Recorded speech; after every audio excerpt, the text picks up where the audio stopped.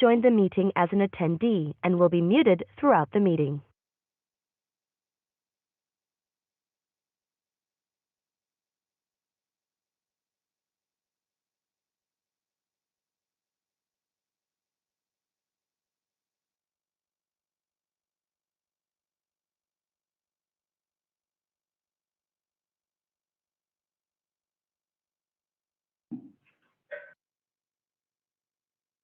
I pledge allegiance to the flag of the United States of America and to the republic for which it stands, one nation, under God, indivisible, with liberty and justice for all.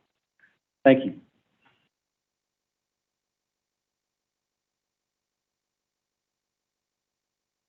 At this point in time, we usually have a moment of silence. I ask each and every one of you to pray for us as the board members, that we make the right decisions and look for the future and where Botetourt County is going to be. That we sit here today and have a moment of looking upon what we see, what the development of Botetourt County is. So if we can, just a moment of silence, and also for the nation. With all the turmoil and things that are out there, please pray for the nation.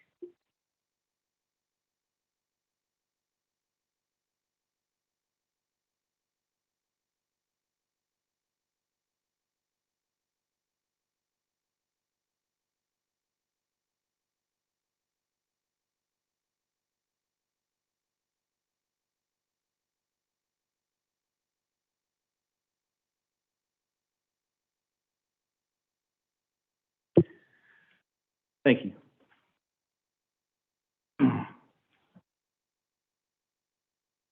If I can, I know there's some recognitions that to be had.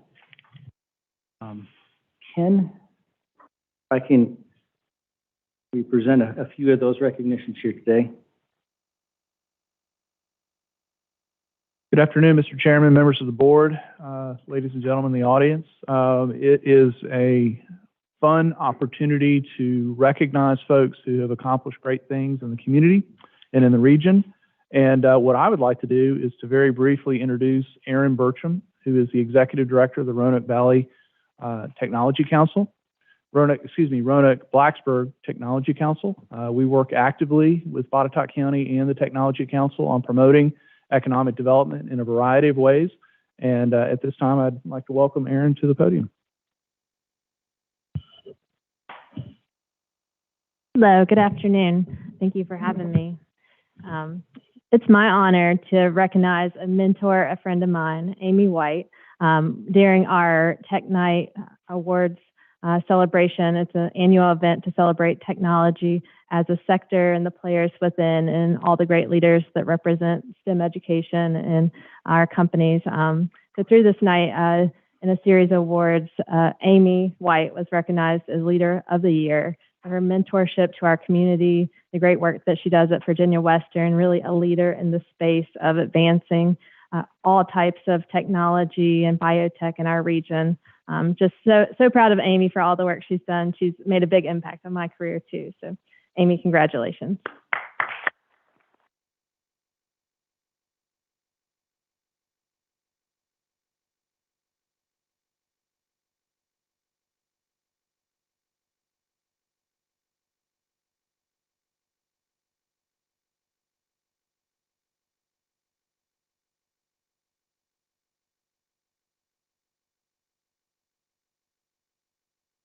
Thank you.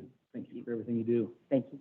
Thank you, Aaron, and congratulations, Ms. White. Thank you. Another recognition that we want to share with you today involves Microharmonics as a Fincastle-based business, and Mary Miller is the Executive Director of RAMP.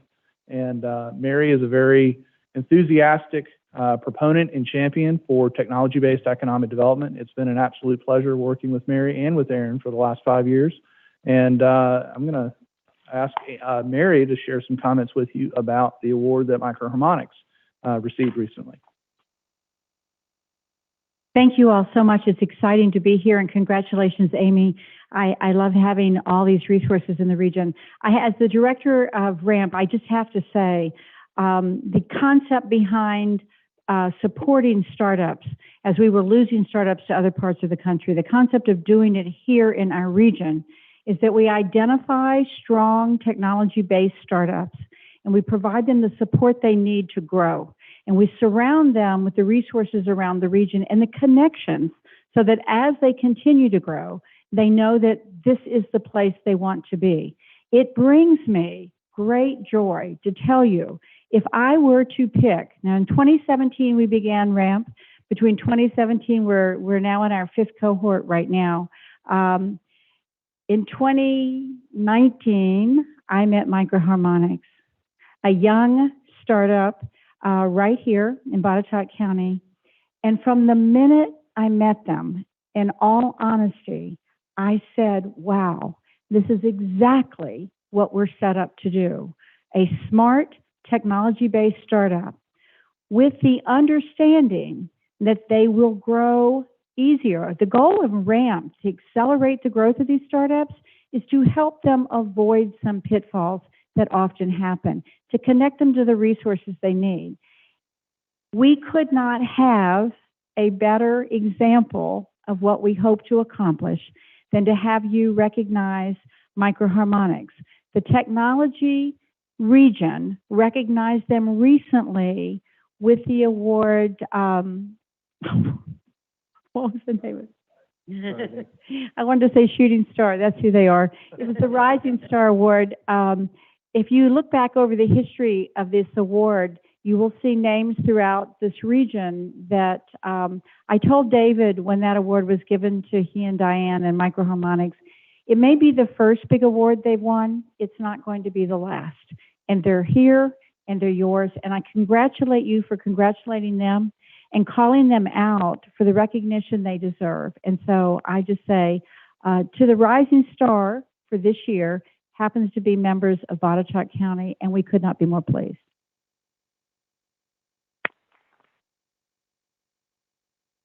Get those members, can we get them down here? Come on down, Diane. David Porterfield, Diane Keys.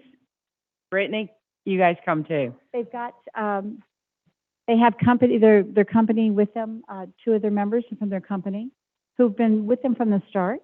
Yeah.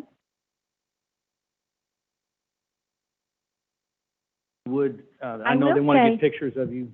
We do want to get some pictures. I just want to share one thing with you all to understand. When David won this award, there were 450 people in the room, and he got up and off his cuff delivered one of the most powerful testimonies on why this county was exactly the county he wanted to be in to grow his technology company, and why this region provides the support they need to continue to grow.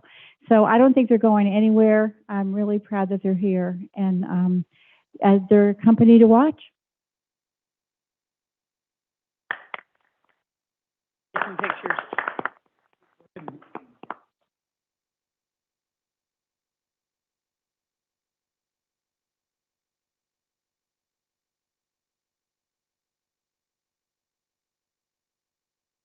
Ken, do you want to get in a picture too?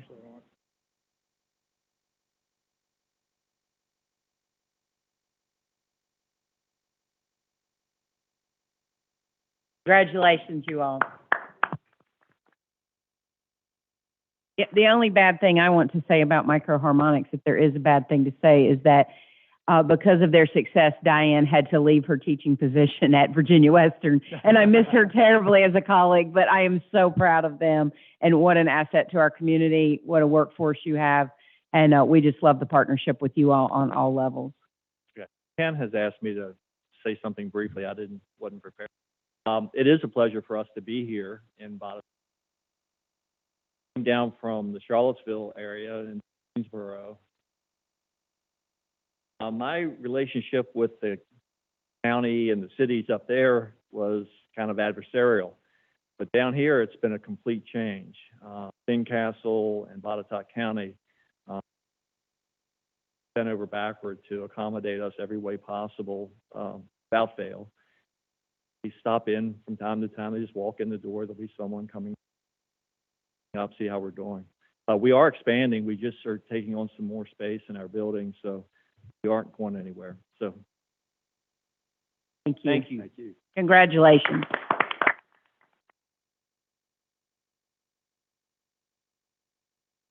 I would like to add just one more comment. Thank you, David and Diane and Mary and Aaron, for the kind comments. It is a team effort with economic development. It's not any one individual doing any one thing in particular that gets things done. It is a team. And I would like to just share with you that when we first interacted with Microharmonics, it was a result of a member of this board, Mr. Clinton, calling our attention to them. And we had met them earlier, but the conversation wasn't to be had. It was only after Mr. Clinton's involvement and understanding of what they do and making the connection with RAMP and with the Technology Council that things really took off. And again, it's about brokering relationships and introductions. And like to thank Mr. Clinton for having done that. I believe it was 2017-18. So it's a testament to teamwork. Thank you. Now we have some introductions of new employees. Oh.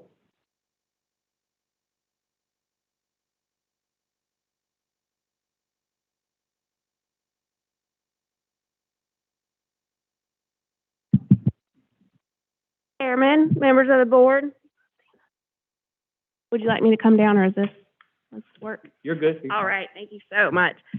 So I am very pleased to introduce to you Mr. Jonathan McCoy. He's accepted the position of the Long Range Planner 2 with us. He's coming to us from the Berkeley Group, where he did project management and planning assistance to clients such as the city of Lexington, Northampton County, Essex County, among others. He also was a Vista AmeriCorps volunteer. He has an undergraduate degree from George Mason and a master's in planning and public administration from Virginia Tech. He lives in Vinton with his wife, Jasmine, and he has a dog, a cat, and a turtle. And we are very happy that he's here. So, Welcome, welcome. Welcome. And Ms. Dowdy?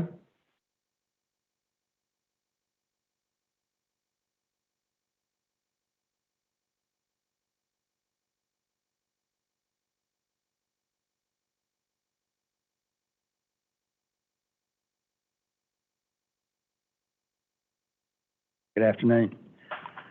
I'd like to take this time to introduce you to a couple of new employees we've hired. First one here is I got Gary Calkins. Gary moved here from Idaho. He applied for a custodial position. He has many years experience in it, but once Gary got here, he's willing to learn so much that we've kind of moved him from custodial to / helping in the sports fields, and he's really willing to learn anything, and it's worked out well, and he gets along great with people. All the other guys on the crew just fell in love with him. He's willing to do anything in the world we ask, and that's the kind of employees I like, and that's the kind of employees I like to keep. So this is Gary Collins. Next one is Colin Alford. Colin actually moved here from Vermont, and actually, he's getting ready to go back to Vermont next week to get married and bring his bride back with him. Very good. There you go. Colin came to us with plenty of turf maintenance on golf courses, and he was a groundskeeper for a school district for years. He's very knowledgeable in Bermuda grass and grounds maintenance, and he, again, gets along with everybody. I've had some of the guys we've had on staff now for 6 months or better text me at night and tell me what a great team these guys have become. They just gelled, and you know we've had a kind of like a revolving door here in the last year. They're in and out. I'll hire one will go out, in and out. But now it looks like things are looking better, and I see a little bit of light at the end of the tunnel. So with great hires like this, I think we're going to do well. And also, I just want to point out that I really appreciate y'all's support.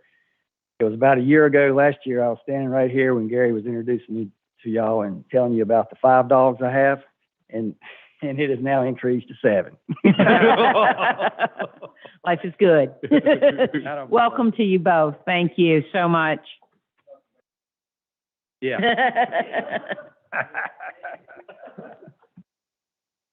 At this point in time, I'm going to go into the public comment period. Chris McLeod.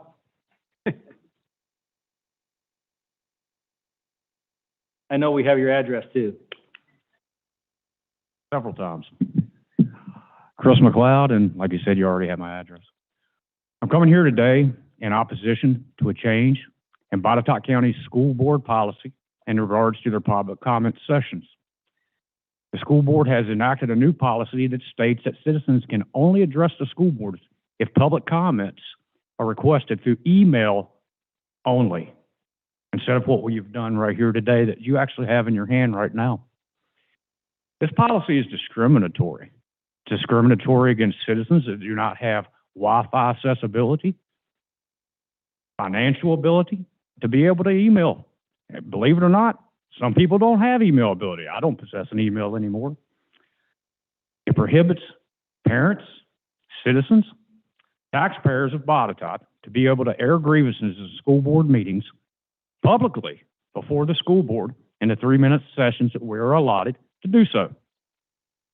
Should not be allowed in this county, should not be allowed in any county.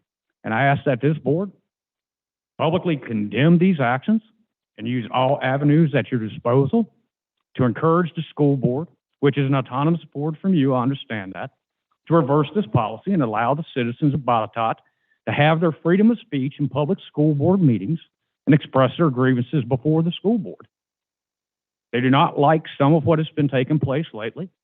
Quite frankly, I understand they feel they're in a hot seat, and if they feel they're in a hot seat, well, they need to vacate that seat and let somebody else that can handle the problem take this position. But they should not be censoring citizens. It gives them the ability to censor citizens, to censor any type of those that would find fault with their policies. And it's just wrong. There's no other way to express it. You're a board of elected individuals in this county, so are they. We ask you, as elected individuals in this county, to steer them in the right direction, because they're putting this county in financial peril if some of these citizens decide to take it to the court systems like others have done around the Commonwealth. And it's not going to be positive if it does. I ask you to at least do some sort of action, reach out to them, try to communicate with them that this is not the most prudent of actions to take. Thank you.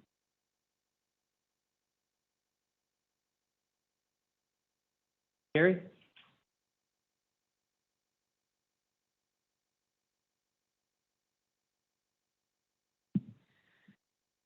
Basically just want to echo Chris's sentiments there. I have a little bit of other perspective on it. First, thank you for making the public comment here accessible, and more importantly, how hard y'all have worked to bring quality internet to the county, and making such big strides with that. As a resident who chooses to live in Botetourt for the rural but not remote living it offers, I never dreamed I'd have fiber internet with cows grazing next door, so that's nice. I'm not speaking today on my behalf, but on behalf of the residents of the county, especially the Buchanan Magisterial District. Living in remote areas of Botetourt, most of Buchanan District is remote, and places like towards Catawba and the Rockbridge and Allegheny County lines. I've checked the broadband progress maps, and Mr. Scott Horn, feel free to interject if I've misread them. But it looks to me like there are a lot of areas that are still in planning and pre-construction phases. This is a big project. And they don't yet provide reliable quality internet for Botetourt families. Areas like the Blue Ridge Towers BriskNet, which covers Lee Highway south of Buchanan, Davis Run, Long Run, Priest Road. Lumos ACAM 2020 covering Eagle Rock and Narrow Passage, overlaps some of the CBEC Phase 3 areas, which are only projected, not underway. Lumos Vita grant areas 2021 and 2022, covering Wheatland, Old Hollow, Oak Ridge, Hardbarger, Lithium, Mill Creek, Beaver Dam, and Little Timber Ridge. That's a huge area in Buchanan District. And then the Dominion and Bark in the extreme northeast and east parts with Harvey, Arcadia, and Jennings Creek, Pico, and Buffalo Road. Again, all the district where I vote. My point in highlighting these areas is this: there's a lot of James River and CAM students in those areas, many of whom are underserved when it comes to the amenities subsidized by the county. I mean, the YMCA is down here in Daleville, and they get a big chunk of change. Botetourt County School Board informed the public last meeting, September 9th, that it would no longer provide paper forms at the meetings for Botetourt residents to complete and speak to them at those meetings. Their public comment form is electronic only now and stops at 10 a.m. the day of the meeting. I'm concerned that many parents and taxpayers who are already at the back of the line for other county services are now being virtually escorted to the back of another line. A lot of people who've been speaking recently are even first-time school board meeting attendees, and they don't realize the process of what it is to speak to them. So now they find that out, and then they found they can't speak that time because they don't have the paper form anymore. It stopped at 10 a.m. to register. That's not a good thing. Maybe one of you or several of you even might choose to have a word with the school board members about how to serve their constituents and increase communication instead of decrease it. Thank you. Gary, I am so happy that you brought up this about the internet. You don't know how happy. You'll find out later on. Okay, Please great. stay and listen. Thank you, Mr. Scott-Horn.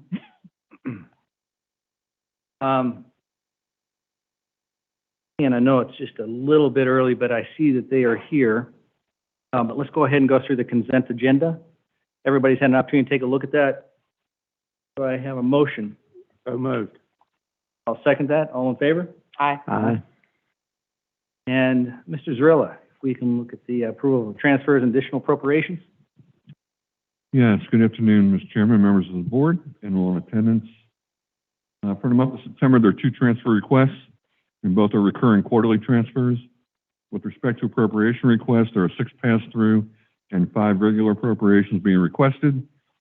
These appropriations represent expenditure reimbursements, contributions, grant funds, and an appropriation for operating expenses for the new communications department. Of particular note are items 5 and 9 that relate to a state-mandated bonus provided to sworn deputies in the sheriff's departments. Approximately 70% of the total expense will be reimbursed by the State Compensation Board. In addition, item 8 represents an appropriation for a bonus for fire and EMS personnel that is for responders to rescue calls. Respectfully requested that these transfers and appropriations be approved by the board. Are there any questions? Any questions from the board? Mr. Chairman, if there's no questions, I move for approval. I'll second. All in favor? Aye. Aye. Mr. Zarilla? Approval of accounts payable. Thank you, Mr. Chairman. Total expenditures being requested for approval for September for the general fund, including debt service and all other funds, is combined $1,366,095.73. Payable disbursements of note for the month are as follows. Under fire and EMS, $116,225 paid to VFIS for annual insurance coverage for 3 policies. Under technology services, $130,256 paid to SHI International for an annual user and maintenance contract for Microsoft Select. Under CIP, the radio replacement plan, $84,510 paid to Morecom International for phase 1 of that project. Under community organizations, $38,300 paid to Visit Virginia Blue Ridge for the second support payment for FY22. And as far as transfers to the EDA, 2 payments totaling $85,764 for Greenfield project expenses. Respectfully request that the accounts payable disbursements be approved for the month of September. Are there any questions? Any questions from the board? Israeli, you said the first phase of Morecom. Yes. How many other phases? I don't know. We just received the presentation last month, if you remember. Right. So Okay. to the extent that I imagine it's going to take multiple years for all of that to take place. But this is getting it going. Okay. Yeah. Thank you. Okay. A motion for approval? So moved. All in favor? Aye. And Jason, Thank you. was there anybody online that I needed to attend to, because this was just too easy? I've only had 2 people speak. This is not normal. If you're on the phone and wish to speak, please press star 9 to raise your hand.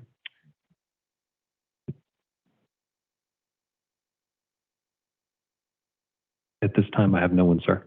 Fantastic. Okay, it's at 2:30 time. You have VDOT come down and give us some good news on exit 150. He's laughing.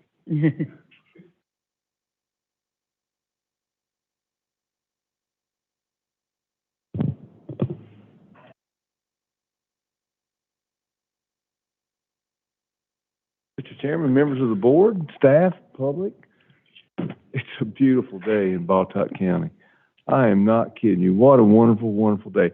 It's a shame that you had to send one of your members away to do penance and he missed it. So he has my deepest sympathy. I hear he's really toiling. Fortunately or unfortunately, I really have no update on 150. I will say this as good news. We still have a mowing contractor. He got his heart right, evidently. He's going to stay with us for a while. So at least we have a means whereby we can supplement mowings in that area. I really don't know what the update is on the next phase of the landscaping in the exit 150, but certainly next time I come, I'll be better prepared with that answer. Trust me. Thank you. So as has come to be our custom, then I'll let Ashley give the report. We're both here to answer questions. We're also available by any means necessary to contact us. We'll be glad to look at things and help as we're able. So Ashley, if you would. Good afternoon. Our first update today is on the 220 project. We are slowly but surely coming to the end. There's some pavement resurfacing that's going to happen to hopefully give a smoother ride to sections of that. There's also going to be some shoulder work happening. And as soon as most of that work is done, we should see the flagging operations cease. And we're still on schedule to be completed at some point this fall. Our paving contractors are out and about in the county doing our resurfacing for this year. We've had several site plan reviews. All of these are previous site plans that have come back in for review, and not as many as last month, so a little less busy. We've issued several permits throughout the county this past month. Our rural rustic project on Stone Coal is still continuing. And Ray gave you the update on our mowing contract at 150. And you can see our area headquarters have a long list of things that they're trying to get to this month, in addition to some of the damage that occurred last week with the storms. Especially Jennings Creek had some damage, and Indian Rock, Pico. So our crews have been out there continuously this past week trying to get those roads back in order. And that is really the end of the report for this month, unless there's any questions about anything on the report, or if there's anything that I can help answer. Any questions?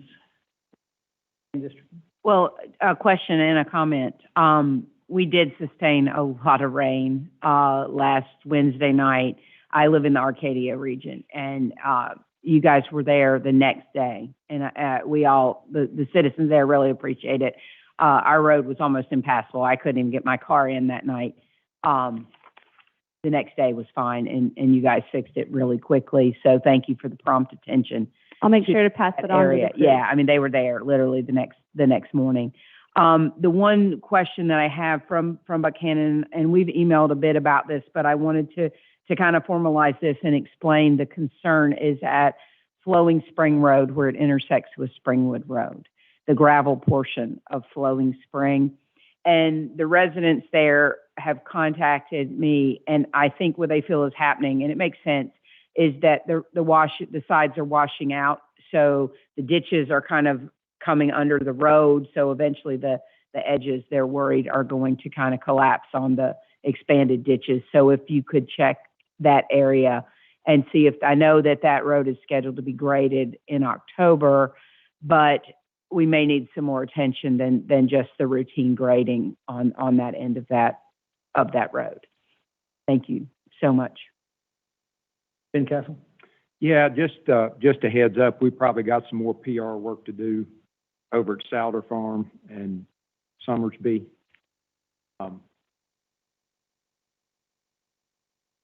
They just receiving some more emails about that situation, so we'll talk more about that. And Amsterdam. And just an expression of appreciation for the quick response on the speed study on Greenfield Street. Unfortunately, that's not the last that we'll be dealing with it. So I'll call you guys and let you know, maybe a future meeting in the near future. Sure. But the speech study was, really exceeded expectations. So thank you. And I believe I owe you a follow-up, Ms. White, about that truck restriction.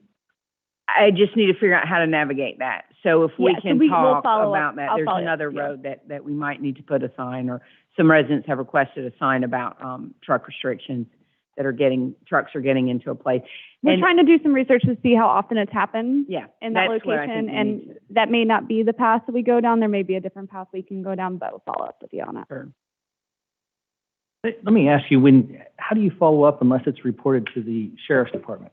I mean, how do you know when they've come in unless somebody has reported to the sheriff? So what I'm trying to do right now is go through our VA traffic system, our 511 system, to see how often that road has been closed and see if there's any details in there. Because if it's been a truck's gotten up there and no traffic's been able to pass, typically somebody calls it in, and it's one other method that I have to do some research. So, but unless there's been a police report, sometimes that is a lot of times the only way. Probably find out from the resident when tow trucks have been called as well. And that might be a way to get, if I find out who they have called, that might be a way to get some activity too, to see how many times we've had to call a towing service to remove a truck. So the resident that called me said, at least I know of one time that happened. So I'll make contact with them again and see if they know who they called, and then you could call the towing service. Yeah, if they have any there's been information, additional. absolutely. Sure. I'll do that. Thank you.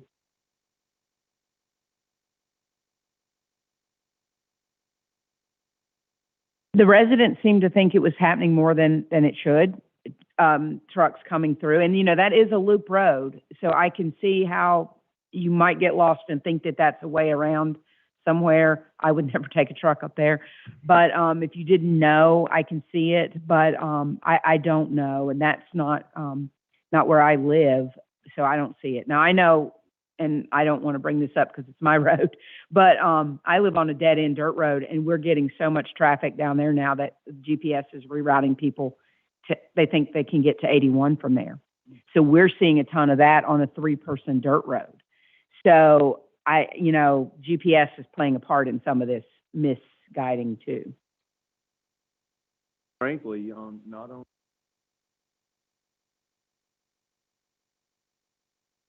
that are very similar, we've even made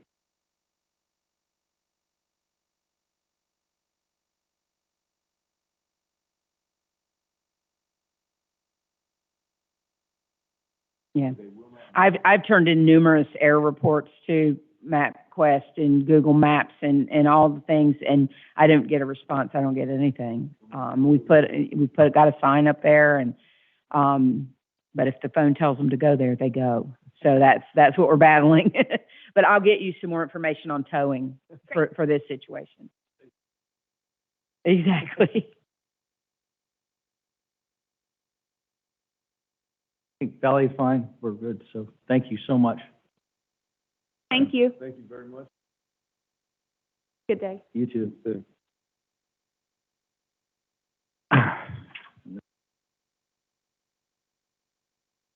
Tell you what, 9, if we can, the consideration of the resolution requesting the General Assembly declare a portion of the U.S. Route 220 Norval Rayleigh. So if I can, Mr. Clinton, could you give us a report on that? This fantastic event? Yes, sir. Be glad to. This is a continuation of a discussion I guess we've had 3 or 4 times just last month when we decided that we would proceed with a historical marker for Mr. Lee. So it stands to reason that a man who distinguished himself in the Olympics and in civil rights activity and in business and in civic matters, just a man for all seasons, really. And he's Botetourt native.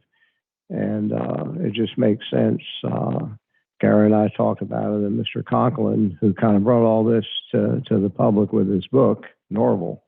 We've all discussed this, and I think is a perfect request and a perfect way to recognize an exceptional individual. So what we're asking is that the stretch of 220 from US Route 220 from Route 43 up to the county line be designated the Norval Lee with his, I don't have his middle names in front of me, but the Norval Lee Memorial Highway in a manner similar to what we did several years ago for Colonel Preston. And you have the proposed wording for the resolution before you that would go to the General Assembly for approval. And the step right now is for us to approve the concept and to approve the notion that the county would pay the would which are fairly nominal, for the signage to designate the highway as a Norval Lee Memorial Highway. So I would move that we, to get it on in the discussion here, I move that we approve the attached resolution for the Norval Lee Memorial Highway. All in favor? Aye. Thank you very much. Yes, sir. We're three here still, so if we can move to number 12, update on Munter's project and consideration of approval of amended performance agreement with Shooting Star Virginia Partners. And Ken and John.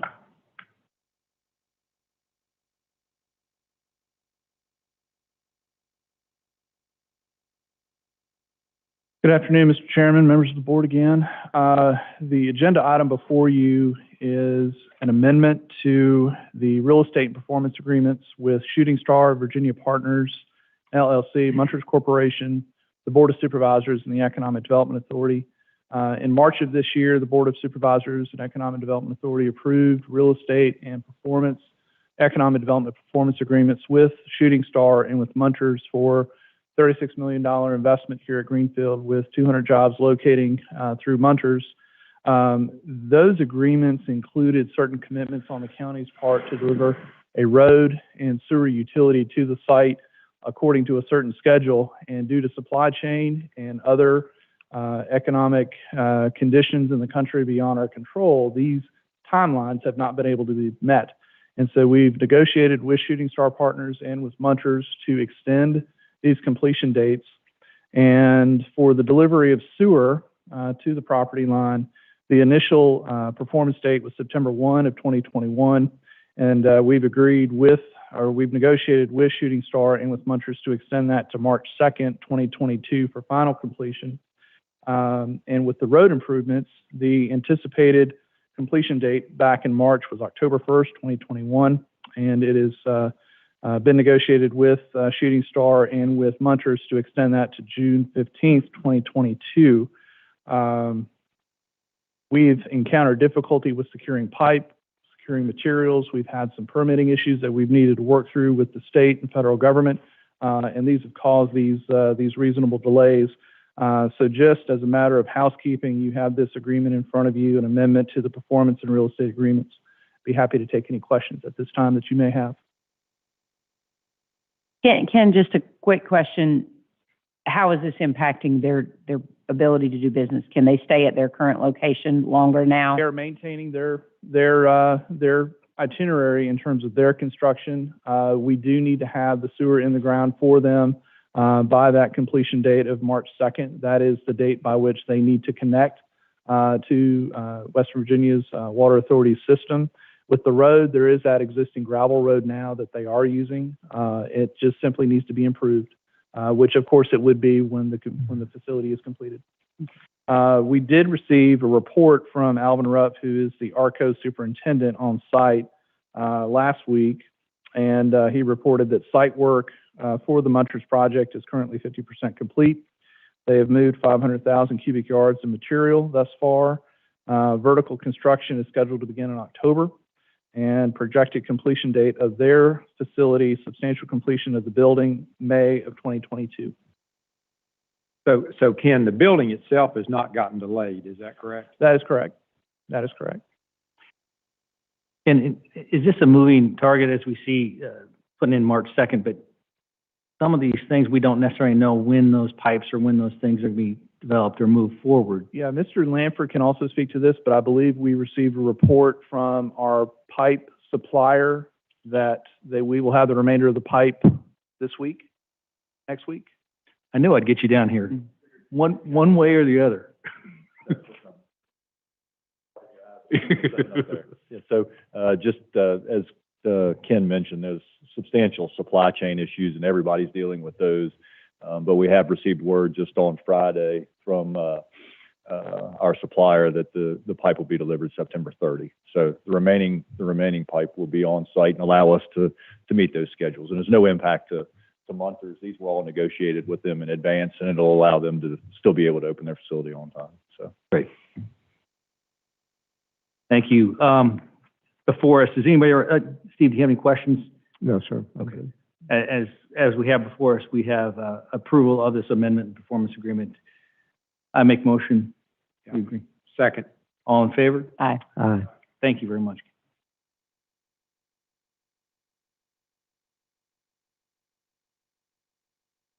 All right, we still have some time here. Number 13, Pendleton, consideration request of authorizing public hearings to Chapter 15, fences and miscellaneous. This has become very, very important, I think, to a part of Exit 150 as we see some things happening there. Nicole's had many calls in a charge of some of the areas that are there. They're being utilized with trash dumping, squatters, tractor trailers, and things like that. But this is I think, a very important adoption right here. So I'm sorry to interrupt on that. No, absolutely. Thank you, Chairman. And good afternoon again, members of the board. The request before you is to authorize a public hearing to amend Chapter 15, which would incorporate an ordinance pertaining to designation of the sheriff to enforce trespassing violations. And, you know, as Dr. Scotthorn has mentioned, we are really getting an uptick in complaints that are requiring a lot of resources from the sheriff's office. We've worked with the Commonwealth attorney and from the zoning and the building office as well. And while we have some tools in our toolbox, they're really not enough. And we're just continuing to look at opportunities where we can do more. So in cooperation with the sheriff's office and the Commonwealth attorney and with legal counsel, we're requesting the addition of an ordinance that allows the sheriff's office to enforce trespassing and really this works when the agent or the owner is not local. So they can act as a person responsible for the property in order to pursue court or other action. And I can't answer too many more questions about the sheriff's office responsibility in that, but was happy to bring that forward for your consideration for next month, if agreeable. Any questions that we're not supposed to ask yet? If not, then authorize the public hearing of the board's October regular meeting to amend Chapter 15 offenses miscellaneous of the Botetourt County Code to designate the sheriff to enforce these trespass violations. Do I have a second on that? Second. All in favor? Aye. Thank you very much, Nicole. I think, like you said, this is one tool that we have, and maybe it'll help contain some of the things that we have. As you've seen, that Shoney's right there has been cleaned up. We've put a lot of effort into that situation and have had a lot of emails come out and saying thank you. So I want to give that forward to you. So thank you so much to get that cleaned up and the barriers surrounding that area. So thank you. I'll be happy to pass that along to staff because they have worked very collaboratively and really, really worked hard to try to help get some of those things taken care of. We'll continue to stay on it. Thank you. Thank you. And the next one, since you're right there, consideration number 14, consideration request to authorize public hearing, amend section 25-286 of the zoning ordinance. Absolutely. Thank you. Mr. Chairman, we have a request from Mr. Jatin Patel. He's a contract purchaser for parcel 101-109B on Roanoke Road. It's located in the shopping center use district, and the applicant is proposing to construct a hotel. Now, that's a by right use in the shopping center district. but it is proposed to be 4 stories, and with some of the architecture on the particular property that's proposed, or on the building itself, it does exceed the maximum height that is allowed in the shopping center district. It's currently 35 feet.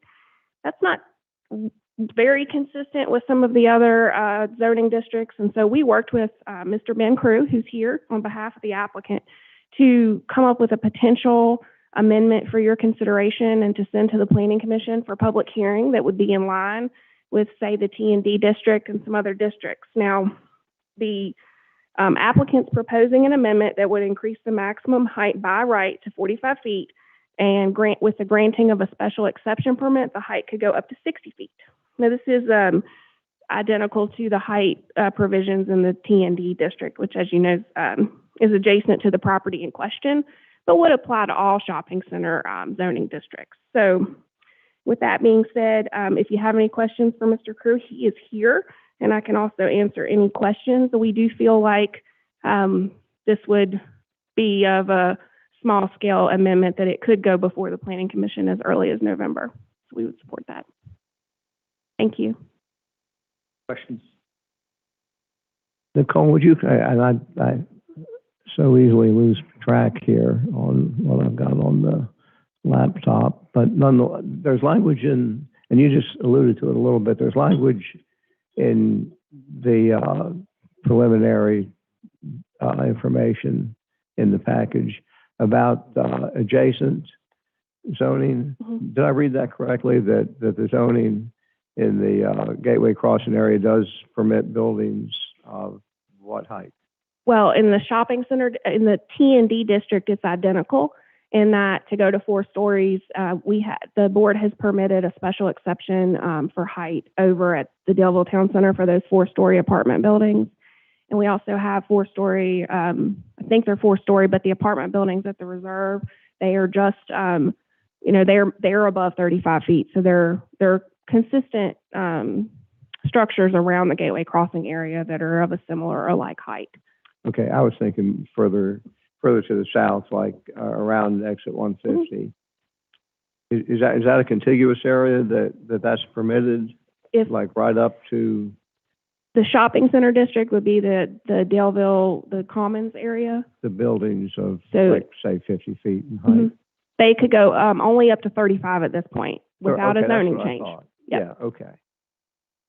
Okay, so we don't have any other locations where we allow like 12-story buildings then? Or No. not 12-story, but 4 or 5-story. We don't allow anything over 45 without a special exception permit, other than RAM. In that RAM, you can go, in the park, you can go to 60. Right, yeah, okay, I understand. Thank you. Welcome. Any other questions? A motion to send this to the Planning Commission? Move for approval?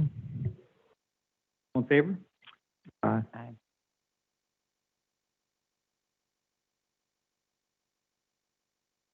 We can go back to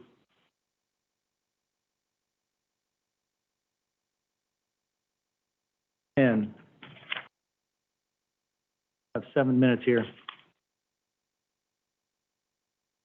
Tell you what, if anybody have anything for the committee reports, I know I'm trying to take up some time here.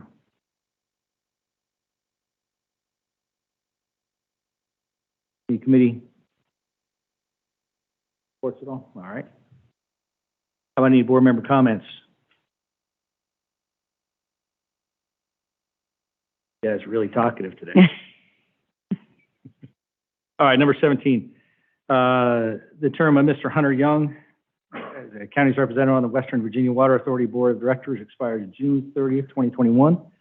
This is a 4-year term, and I know that we got in touch with Hunter earlier, and he's willing to accept, I believe, another 4 years. I move for reappointing him. He's an excellent member of the board, good engineer, good citizen, yeah, good man. So I move that we reappoint him. I'll second that. Yeah. All in favor? Aye. Aye.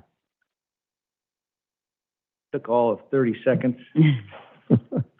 So.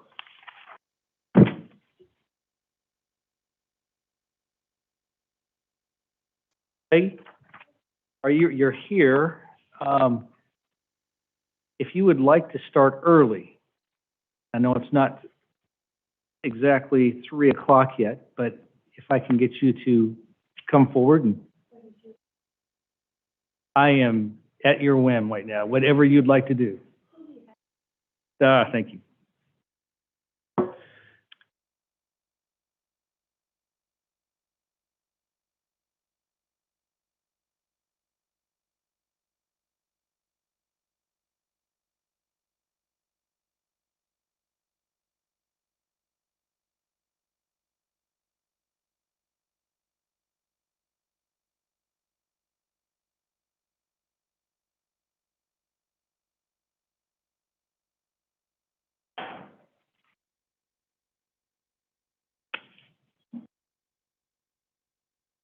Well, good afternoon, Good afternoon. everybody. Members of the Board of Supervisors, Mr. LaRue, and staff, thank you for this opportunity to make this presentation on the Virginia Lewis and Clark Legacy Trail. It's been almost 11 years since this project was begun right here in Botetourt County. Helping with the presentation today will be Kip and Lynn Burton. They have served as co-chairs of the Botetourt County Trail Initiative for almost 10 years. Kip is a retired naval aviator and a retired commercial pilot. His wife Lynn is a retired teacher. Since moving to the area 23 years ago, they have developed a keen interest in local history. They live in a log structure built in 1870, and it sits on 100 acres, about 4.5 miles from Fincastle. The Lewis and Clark Trail has been part of their lives since 2002.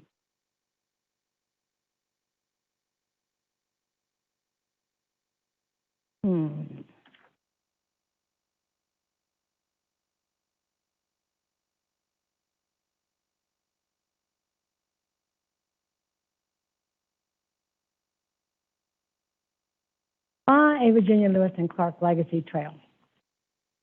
Going back to 1978, the Lewis and Clark National Historic Trail was approved by Congress. This trail travels through 10 states. It's a recreational trail going from Missouri to Oregon. In 2008, Congress authorized the National Park Service to conduct a feasibility and suitability study to determine if there should be an eastward extension of the Lewis and Clark National Historic Trail. Why a study? The first reason was because of an increase in public interest in the whole life stories of Meriwether Lewis and William Clark. In addition to the expedition, people wanted to know more about their personal lives, who their families were, where they were born, where did they go to school, who did they marry, and where did they die. A lot of this interest was generated by publications at that time, including Undaunted Courage and the actual publications of the expedition journals themselves. The second reason for a study was the unanticipated huge economic impact of the westward Lewis and Clark National Historic Trail on tourism. For an example, in 2017, a study was done by a marketing firm in Omaha, Nebraska, and what they learned from 8 visitor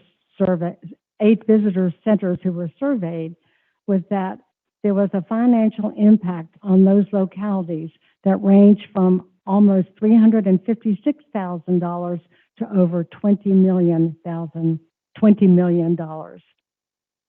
The third reason was that in 2007, the National Park Service, in preparation for this research study, they looked at potential Lewis and Clark routes and historic sites in the eastern part of the United States.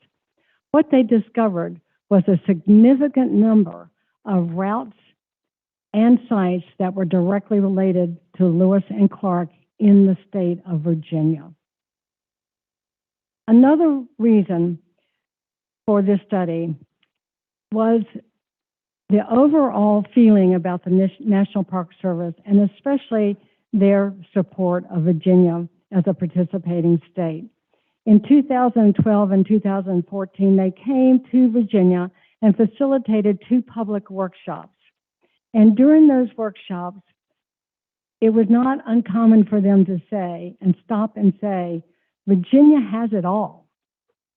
And then the other famous comment was, the question you Virginians should be asking is not when will we have tourists, but are we ready? This is a rendering of the very first map that was found on the National Park Service website. The red and turquoise dot in the upper left-hand corner represents Monticello. The blue dot to the west is Washington, D.C. And down in the little bit below Monticello to the southwest was a green dot, and it had in little tiny letters, Fincastle, a place of interest. What I'd like to share with you is a true story that explains the reason for that map, which I could not figure out for a long time. At the end of 2010, I had just finished my position as Executive Director for Historic Fincastle Incorporated, and suddenly was called to the then office of the Tourism Director for Botetourt County, along with Weldon Martin. We were told that Botetourt County had just been contacted by someone to see if it would be interested in participating in a study by the National Park Service. If so, the county needed to submit historical data that justified the connections of Meriwether Lewis and William Clark to the county. And we had until early January to complete the task. Moreover, if the information were accepted, we needed to participate in a meeting in February to be held in Charlottesville. The combined information that our tourism director, Mr. Martin, and I submitted was accepted. And in February, the 3 of us trekked off to Charlottesville for this meeting. Now remember, this meeting was held in February, the coldest month of the year. Not only that, when we arrived for that evening meeting, we learned that it was being held in a tent that had little to no heat, little to no light, and was filled with people and organizations who wanted to impress the National Park Service about why they should be included in this resource study. Monticello representatives were there, and they kept saying, well, we know that Meriwether Lewis and William Clark and Thomas Jefferson conceived of the idea of the expedition at Monticello. People from D.C. were there, and they said, oh, no, that's not true. Jefferson was in the White House at this time, and we know that's where he got the idea of the expedition. This went on and on for a while. Shortly, there was no time left to make a presentation. At that time, I was gently nudged by my 2 cohorts to go to the podium. As I said, it was a cold, dark, no light in the tent. And here is the magic. Here is the magic of that night for Botetourt County. I began my little talk by simply stating my name and that I was from a place in Virginia that perhaps none of you had heard about. It was called Fincastle in the town of Botetourt. And with that, the entire front row stood up and started clapping. I was flabbergasted. After we returned to Fincastle, I remembered that map, and I thought, that little place of interest has the opportunity to become a place of big interest. And that is what has happened in the last 10 to 12 years. At this point, I'm going to turn over the podium to Kip and Lynn, who will share some of the very specific history of Lewis and Clark to the county of Botetourt.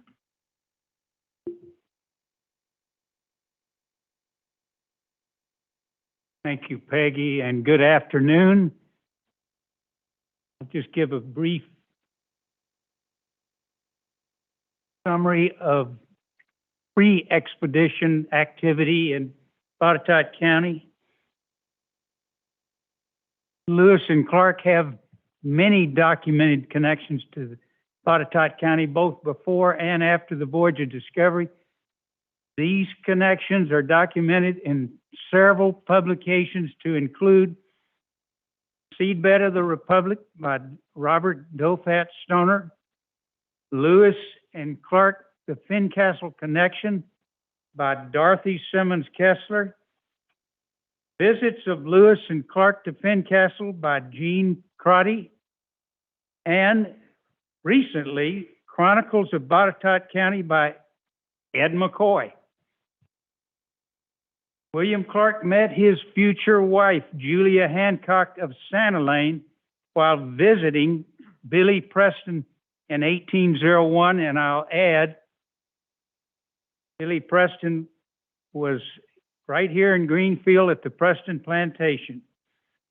In 1805, William Clark named a beautiful river in Montana the Judith River after Julia Hancock. On his return from the expedition, Meriwether Lewis wrote Thomas Jefferson that his travel plans would, among other places, include Botetourt County and Fincastle. I'd like to bring my wife, Lynn, up to talk about after the expedition. Okay. All right. After the expedition, it was a big deal that they had gone and come and were in such good shape. And so they came to Fincastle in 1806, and there was a huge celebration in the town of Fincastle for them, cannons and what have you, and speeches. And everybody was excited. In November of 1807, Meriwether Lewis came himself to visit Letitia Breckenridge. I guess she was one of the handsome women in our young women in town. She lived on Growville, real close to where we live, actually. He really wanted to woo her. She said no. And I think before he even left town, she was gone with her father to actually see the man that she later married, Robert Gamble. Let's see, in March of 1808, William and Julia got married. But to do that, of course, they had to do bonds and documents and what have you, because Julia was only 17, and her dad had to write, allow her to marry him. He was 39, so that was an interesting combo. But he really thought she was so special. I guess he'd been waiting for years to come and get her and scoop her up and let her grow up a little bit. So they later had 5 children, and their first being Meriwether Lewis Clark. And when they were living in Missouri, and of course the distance was like 222 miles, I read, and took them like 6 weeks to get there, to get from one place to the other, but they often came. And on their way to Fincastle in 1809, they found out that Meriwether Lewis had died. And so that was a real shock to everyone. And his notes of the expedition, along with William Clark's, had to be sorted and had to be written. And so Nicholas Biddle, as you see on the monitor there, in 1809 came to Fincastle and stayed a length of time. I'm not sure it's really known, but 3 to 6 weeks, and to complete the task of writing the journals. And because of those journals, now we know a lot that we would never have known had they not kept such good track. So that is a story, and it's all written in books. A lot of discrepancies in some of the books. Some think one thing and some think another. So who knows? Mm-hmm. But that's what we know about Botetourt.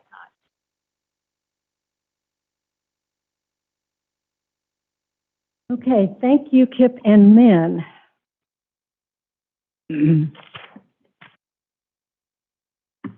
Okay, why? Why a Virginia Lewis and Clark Trail? We're still on the why.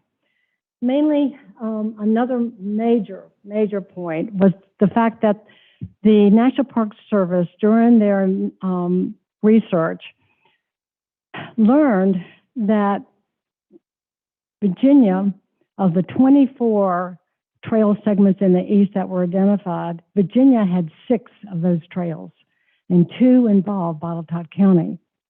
And those were what the National Park Service calls Segment 10, that runs today from Bean Station all the way to Charlottesville along the Great Valley Road with the side trail, like Route 220 to and from Fincastle. It's the longest state segment with 40 plus Lewis and Clark connected historic sites that have been identified. And the second segment that involves Fincastle and Botetourt is one that runs from Fincastle to Huntington, West Virginia through Allegheny County. So, Virginia, after all the time of trying to prove to the National Park Service that it should be included in the official extension of the Lewis and Clark National Historic Trail, was not recommended. And why was that? It was money. At that time, in 2015, the National Park Service had 24 eastern U.S. Lewis and Clark segments. Trying to fund 24 segments in the east would have been totally unfeasible and unsuitable. Because Virginia has 6 of those 24 trail segments, not only would it have been costly to fund Virginia, but it would have been precedent setting for the other 18 eastern trail segments. So what did they do? They decided on another water trail from Missouri to Mississippi, from the confluence of those 2 rivers, to and from Pittsburgh, where both Meriwether Lewis and William Clark had traveled before and after the expedition, especially Meriwether Lewis, who used that route during his preparation for the trip. So what did the Virginia Trail representatives do after they learned that the state was not included? They had to decide whether or not to lobby Congress to include Virginia and the other eastern states. They decided no, because it was too costly, time-consuming, uncertain outcome, and more advantageous to work towards becoming a state trail. So with the efforts of Delegate Terry Austin that led the effort at that time, 50 legislators signed the resolution.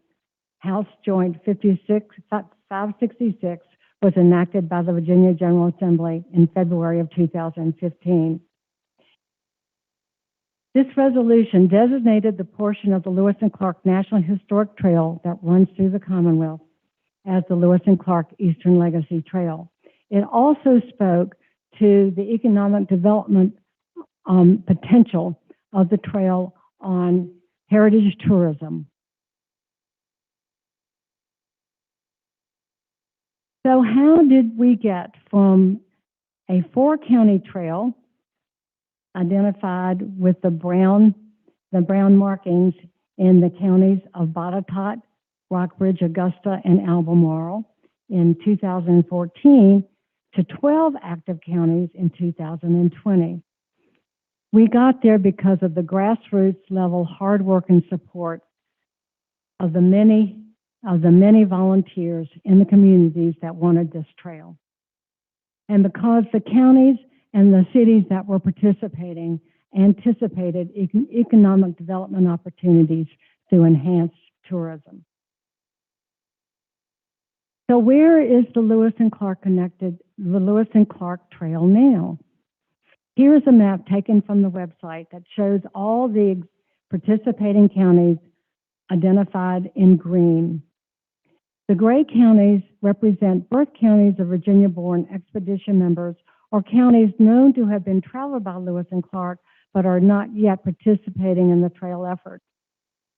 The 3 gray counties with the blue stars have actually just been notified of their connections to Lewis and Clark. They each have expedition members that were born in those counties. For this trail and for them, those are new discoveries.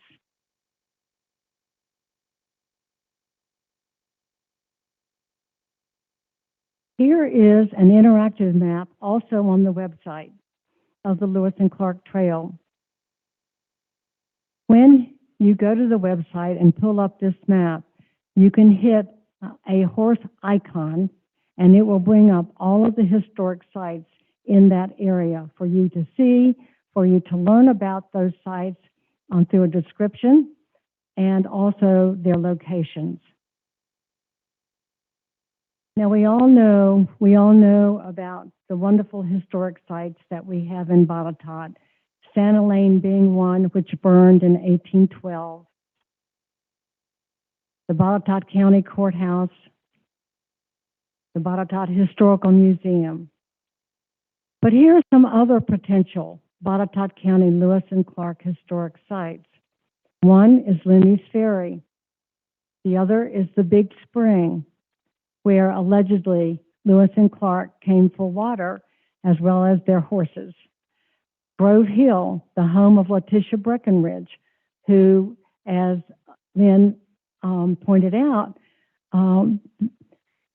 was infatuated by, or Meriwether Lewis was infatuated with Letitia Breckenridge of Grove Hill and came to visit her. The bottom house is the Hancock House. This was a house that was built by George Hancock and was used for traveling artisans as they came through the county.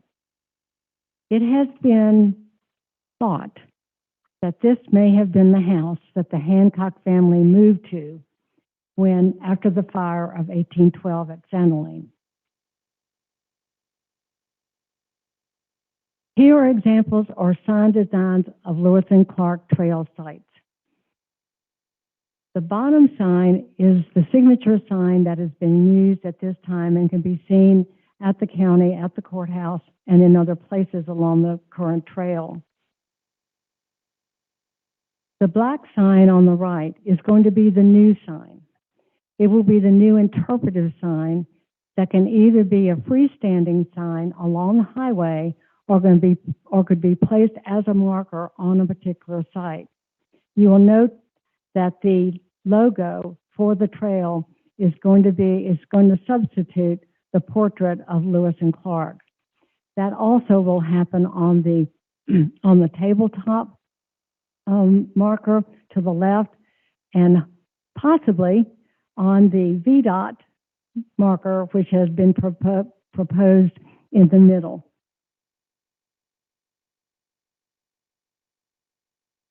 I wanted to show this slide because it talks in specifics about the potential economic development aspects of a trail in the western, on the National Historic Trail, but also the possibility of a Virginia trail. This is only for information. It is not taken from survey. It is non-scientific. It is only an estimate for your information. The first historic site chosen to show you is Sergeant Floyd Monument and Museum. This is a National Historic Landmark. It's in Sioux City, Iowa, and it is dedicated to Charles Floyd. Charles Floyd had a strong connection to Virginia because his uncle, Dr. John Floyd, became the 25th governor of Virginia. The important thing to see here is that this was a 3-month study at this particular site and showed an estimated direct financial impact to the town and area of $543,893 for 3 months. The that we chose to show you is Pompey's Pillar National Monument and Interpretive Center. It's located in Billings, Montana. It was named after Sacagawea's son, whose name Clark could not pronounce, so he named him Pompey. In 2016, 51,548 visitors provided an estimated direct financial impact to the town and area of almost $3 million. I want to thank Steve Clinton for this particular slide. It basically just annualizes the Floyd statistics for the whole year, from 3 months to a whole year, and that total being over $2,176,000 per year.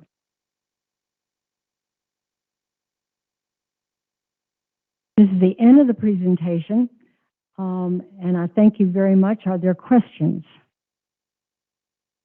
Any questions from the board?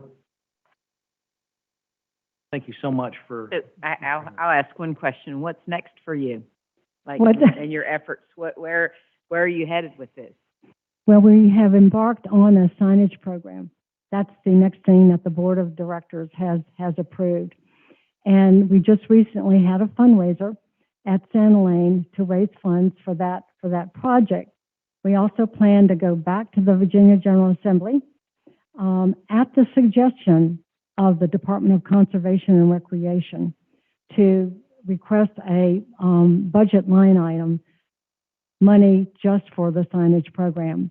We anticipate that by the end of 2024, there will be a need of 24 historic signs along the Virginia Great Valley Lewis and Clark Trail, plus along the trail that is beginning in eastern Virginia. So the signs that I showed you are quite expensive. The black sign, the interpretive sign, being around $1,800. That includes materials and installation. The trail has always had a cost share arrangement with the counties in the past 10 years, as we have purchased or as we have participated together in local activities. And that is the basis upon which the board of directors would like to pursue the signage program. So that is about it. We have other counties that have contacted us who think that they have Lewis and Clark trail connections, and we will be exploring those as well. On one of the maps that I showed you, there were 14 counties outlined in red. We know that they were traveled by Lewis and Clark. These counties are now becoming interested in becoming part of the trail.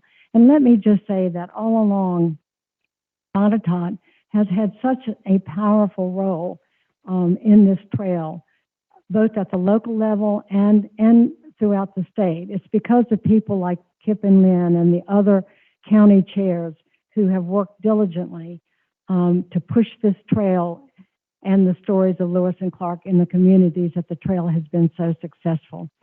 So I want to compliment you guys and the county for your support of the Virginia Lewis and Clark Legacy Trail and for the activities of our participants at the local level. And just remember, going back to what we learned in that dark cold tent and from that map, is that the town of Fincastle and Botetourt County, in the eyes of historians, Fincastle and Botetourt are not just places of interest. They are big. They are places of big interest at the local, at the state, and at the federal level. Be proud. Yes, Thank we you. are. Hey, one of the things I do have, I know there's a VA Lewis and Clark Legacy Trail.org. Is there a website for individuals that want to donate? Is there some place where they can go to try to donate money to help your cause of Yes. financial? At the very on the site there is a link to join us, or actually it's contribute, both in terms of money and in time. So you can go straight to that site and complete the form and send it in, and then someone will contact you. Let me make sure I understand. This is under the Virginia Lewis and Clark Legacy Trail.org site. Is the You site. need to the very end of it, and you can go to the donation. There is a link. There is a link Okay. to that. Yes, there is. Thank you. What's your fundraising goal? Our fundraising goal didn't have a goal. We were, quite honestly, we were very, very interested in how many people would attend, which was almost 90, and what the net for that fundraiser would be. At this point, we are close to between $9,000 and $10,000 in a net profit for that fundraiser. For that one event? That was more than we had ever even thought about. So it is was gonna a be great, about it was, 50 for pardon me? About 50,000 for the sign? Is that what you're thinking for the signs, the cost of the signs? But yes, we were thinking that for each sign, each of the freestanding signs for the highways, which is what we're working on because they're interpretive. Those are the interpretive signs that tell the stories. As I mentioned, about $1,800. So for $10,000, we've got 5,000, say 2,000 apiece for possibly 5 signs. By the end of 2024, we know that we can have, if the money is there, 24 signs that dot the map from Bristol to Charlottesville and over in Eastern Virginia. So that's what we're looking for. And I will tell you that our donations are still coming in, and some of them from the internet, actually. So it has been successful, and we're quite excited at this point that we're at this phase after 11 years. Thank you so much. Mr. Chairman, if I can just make a few observations. So I've been kind of a, I guess, erstwhile or irregular participant in Peggy's efforts. She was described, by the way, at that event at Santa Lane last week as a force of nature. And this shows that this was hard work and grassroots, as one of her slides said. But the things that strike me that this does for us, well, one obviously is heritage tourism, which is the numbers improved some of the value there. It kind of brings Fincastle and Botetourt County up to where it ought to be in recognition in Virginia history. I mean, I think we all feel like we've been outblitzed for 200 years by Tidewater. There's a whole lot more significant history here, I think, well, we all know, than is taught in the school books. And this may be a start towards getting us on the map, so to speak, historically, because it connects dots. Abingdon and Wytheville and Charlottesville and Fincastle. It's a trail that connects all those dots, and it just kind of it has an influence greater than its individual parts in terms of making this part of Virginia a significant part of Virginia history. So, and that's important in a lot of ways, economically, politically. So, I just think it's something that we all need to be proud of and aware of and grateful to this group. Kip mentioned, I mean, one of the ways, some of these connecting dots, Kip mentioned Billy Preston and Greenfield. Well, here we are, we're working to promote that. And Lewis and Clark were part of it in some way or another. So it's just really, it's interesting, and it's of great value, I think, to our region. So hats off to you all for the job you've been doing. Yeah. Very well done. Peggy, one of the things that those little dots go all the way to my hometown in Stevensville, Montana, is Bitter Valley. Really? Yeah. You We wanna come had talk Lewis about and Clark. You should talk about that sometime. That's great. That's really, really great. The state of Virginia and this particular area, as I mentioned, is being looked at very seriously. And many of the towns and the counties, I've mentioned 12 counties, but there are three cities vitally involved, and they are Bristol, Lexington, and Charlottesville. Very, very involved in the trail. And 2 counties in Eastern Virginia, King and Queen County, which just discovered the cemetery for the immigrant grandfather of Meriwether Lewis. Just discovered about 3 years ago. And also, there's a Clark connection to that area in Eastern Virginia as well. But these two, the county of Botetourt is being looked at and followed by a number of communities on the trail by what it does. For example, the county was one of the first to implement an NOAA Lewis and Clark commemorative disc and placed it at the courthouse. There are counties now looking at that possibility of wanting to put that disc in the ground to permanently seal their connection to Meriwether Lewis and William Clark. So that's an example. Another example is the counties reaching out and trying to find other historic sites in the county that are Lewis and Clark connected. I mentioned 4 of those, which I challenge our Botetourt historians to follow up on, and hopefully they can confirm. Many other counties and cities are doing the same thing. What they see, and I know Ken McFadden is here, what they see and is the economic development and the tourism opportunity and the dollars involved. So I just leave that idea with you, or that concept with you. And again, thank you so much for the opportunity. Thank you.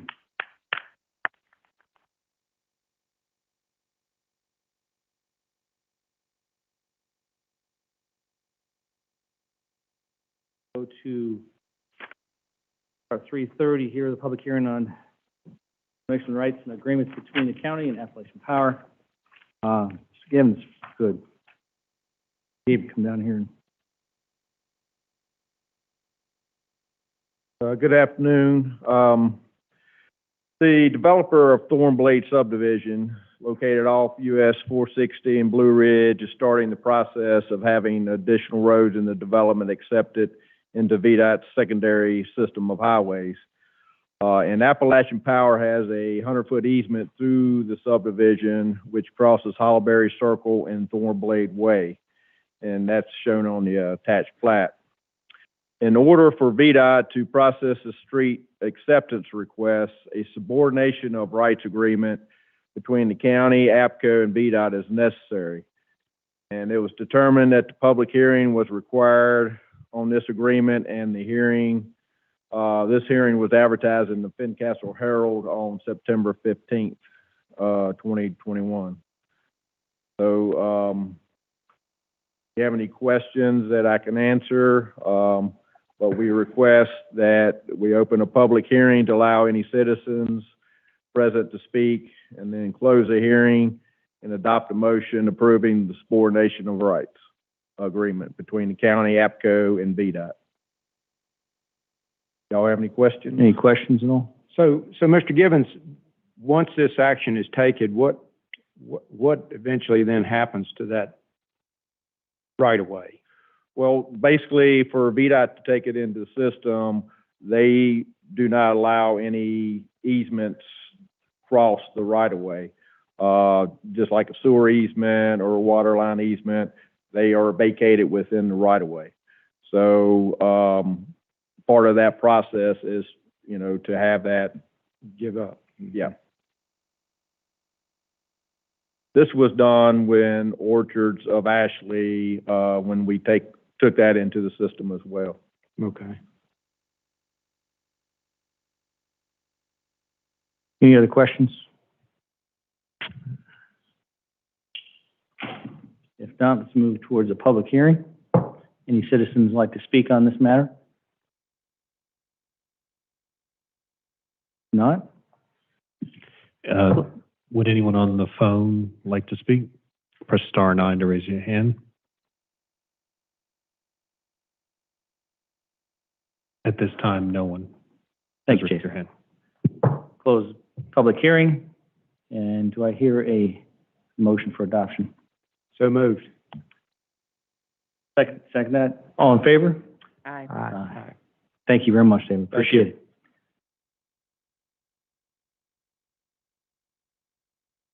Now, it looks like on this number 4, the 4 o'clock one, number 15, we can go early. Review that if we could. David, thank you for coming down here and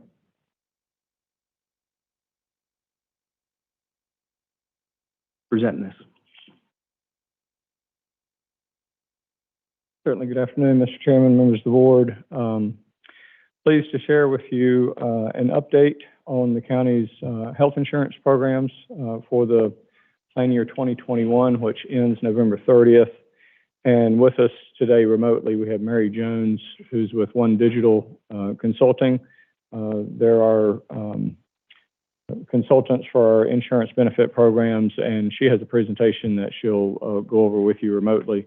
But just by way of some context, as you know, our plan year runs from December 1 through November 30th of each year. We review and consider changes, improvements, renewals for our insurance benefits on an annual basis. And so Mary will present some information overviewing the past year, which has been very positive. One of the realities of the pandemic, as you probably all know, was that utilization of healthcare, particularly routine healthcare, was down. So of course that benefited our health plan and expenditures experienced by the plan, and that'll be reviewed with you. Following her presentation, would certainly be try to answer any questions that you have about any of the information that's shared, and would recommend your approval of a renewal of our current health insurance program, continuing the existing rates, and there is one benefit enhancement that we would like to get your approval on if you see fit, and that is a voluntary international prescription drug program. And again, Ms. Jones will go over that as well. So if I may, I'd like to turn it over to Mary. All right. Thank you, David. Good evening, everyone. It's a pleasure joining you all today.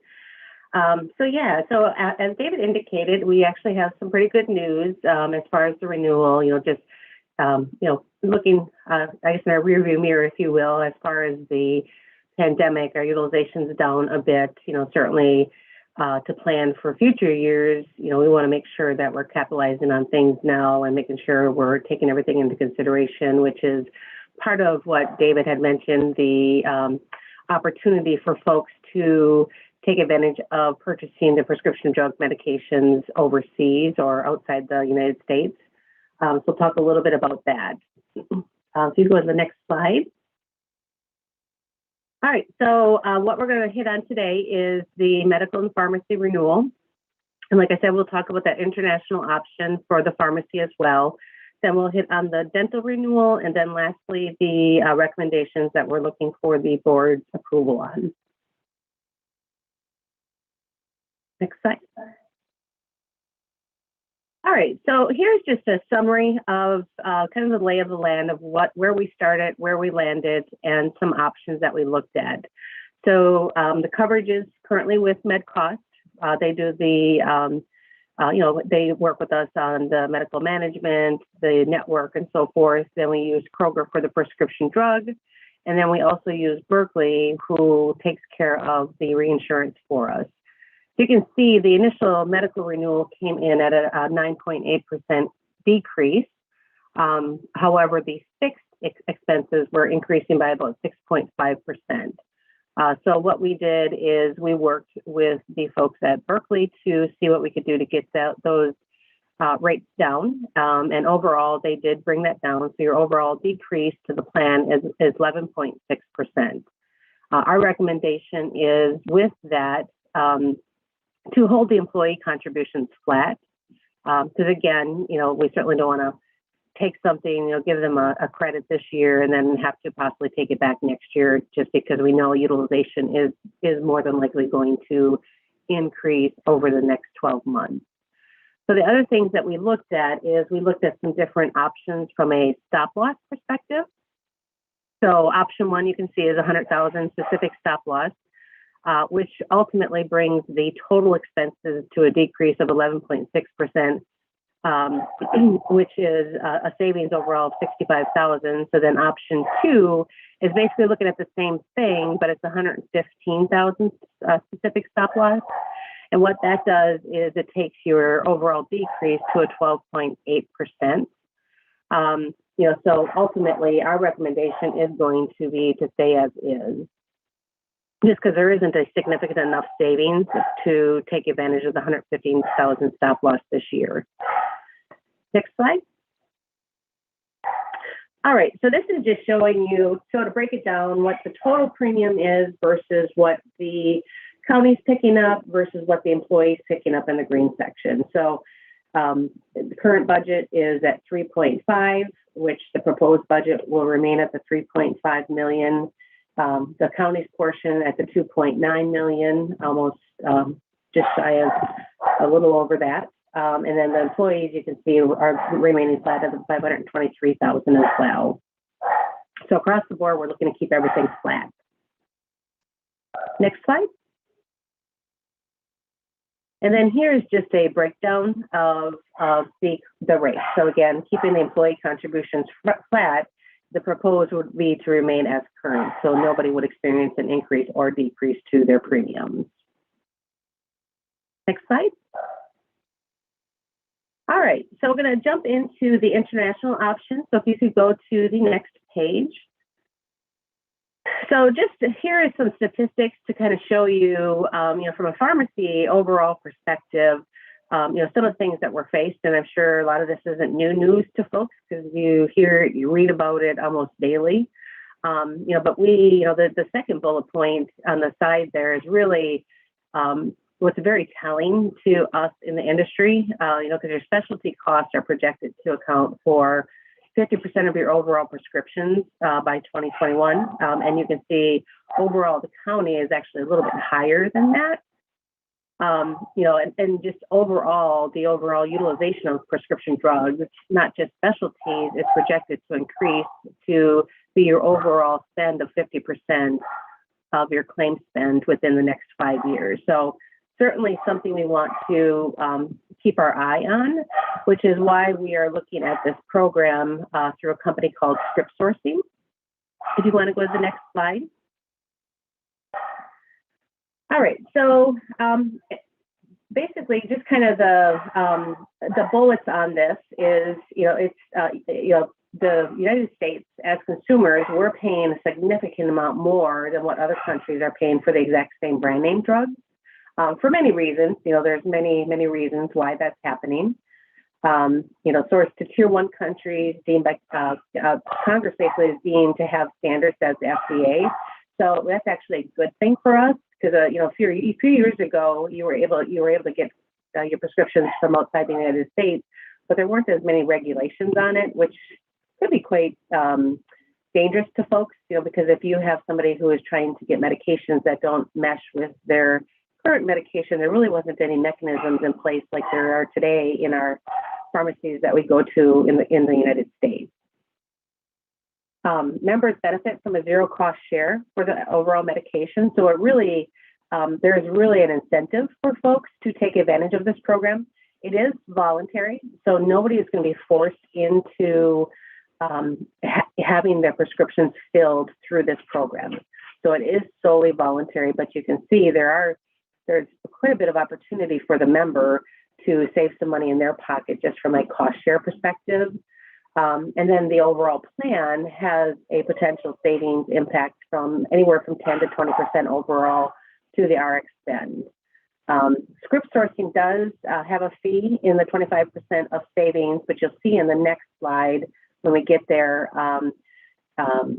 MedCost is actually picking up some of that cost for us. So the actual fee to utilize script sourcing is being mitigated by the carriers that we're utilizing.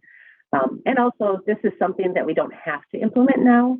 We could certainly look at implementing it after the renewal if need be.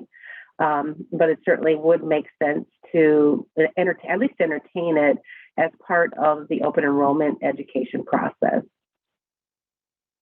Next slide.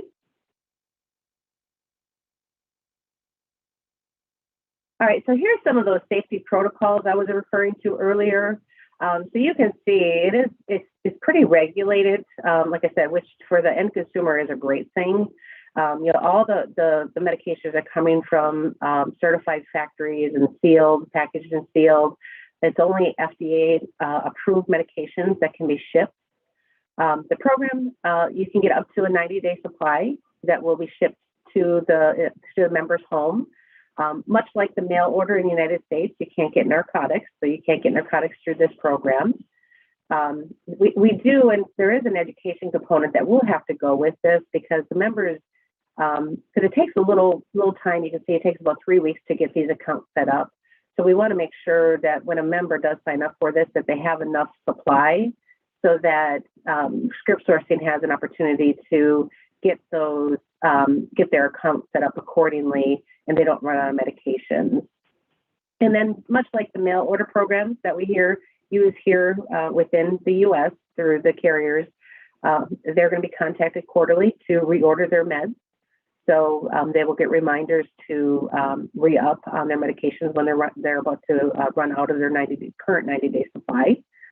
I said earlier, all the pharmacies are licensed, and they have pharmacists on site, and the medications can be tracked, which is, that's a big component that is recent into some of the purchasing of medications outside of the United States. Next slide. All right, so I'm going to jump into the renewal for the dental. So good news here as well. The dental renewal, it has a slight decrease. So ultimately, we are recommending to hold the dental rates flat as well. So you can see the overall total expenses were about $106,000. Of that, $94,000 were claims, and the fixed expenses were about $12,000, a little over $12,000. So the total expenses year to date, when we look at data through July, are about almost $64,000, which is 10% under budget, which is about worth about $6,800. Certainly here, much like the medical, the dental utilization is down, which is why we're seeing a little bit lower utilization overall, just again because of the pandemic. So again, recommendation here would be to keep the dental rates flat, just like the medical. Next slide. All right, so really this is just a summary of what we just went through. So medical, again, we're recommending to hold the rates flat. Moving to the $115,000 stop loss deductible. So sorry, I misspoke earlier. So we are recommending to go to the $115 versus the current $100 stop loss. Pharmacy, again, we're looking at implementing the script sourcing, which those script sourcing charges will be covered under the stop loss, and it is voluntary for employees. And then the dental, we are looking at holding the rates flat. Any questions specific to any of the information regarding the medical, pharmacy, or dental? Questions from board? Yes. Yes, thanks. My question is, when it comes to script sourcing, the script source fee is 25% of savings. So how do they determine the benchmark or the basis for which the savings are based? So they've got to have a standard or something that they're basing the fee in the U.S. on. Do you know how they do that? So one of the things that we're doing is we're actually looking at kind of normative data, but we're also looking at your data. So your claim spend to determine what type of medications are being filled by your population. And that tells us, we make an assumption that a certain percentage of folks that are taking some of these medications that could save money by using this program. We make an assumption that a certain percentage will take advantage of it, which is how we factor in the potential savings. Okay. I don't think that answered your question. Well, I'm sure it's probably more complicated than we can get into here, but there's got to be some formula they use to base if they're getting a script for amoxicillin. Right. Mm-hmm. They the fee is 25% of the savings, so amoxicillin internationally is cheaper than here. I just want to know what, you know, of course What you've the got year all- cost is. Yeah, what's it cost here and what are they basing that on? Because there's all types Sure, and we can get some prescription data. plans in America. We can certainly get some data for you to see what, you know, what we're talking about as far as actual cost for various medications. Yeah. Okay, thank you. You're welcome. I had a question also on script sourcing, not quite as technical as Dr. Bailey's, but is script sourcing, is that a generic term or is that a company?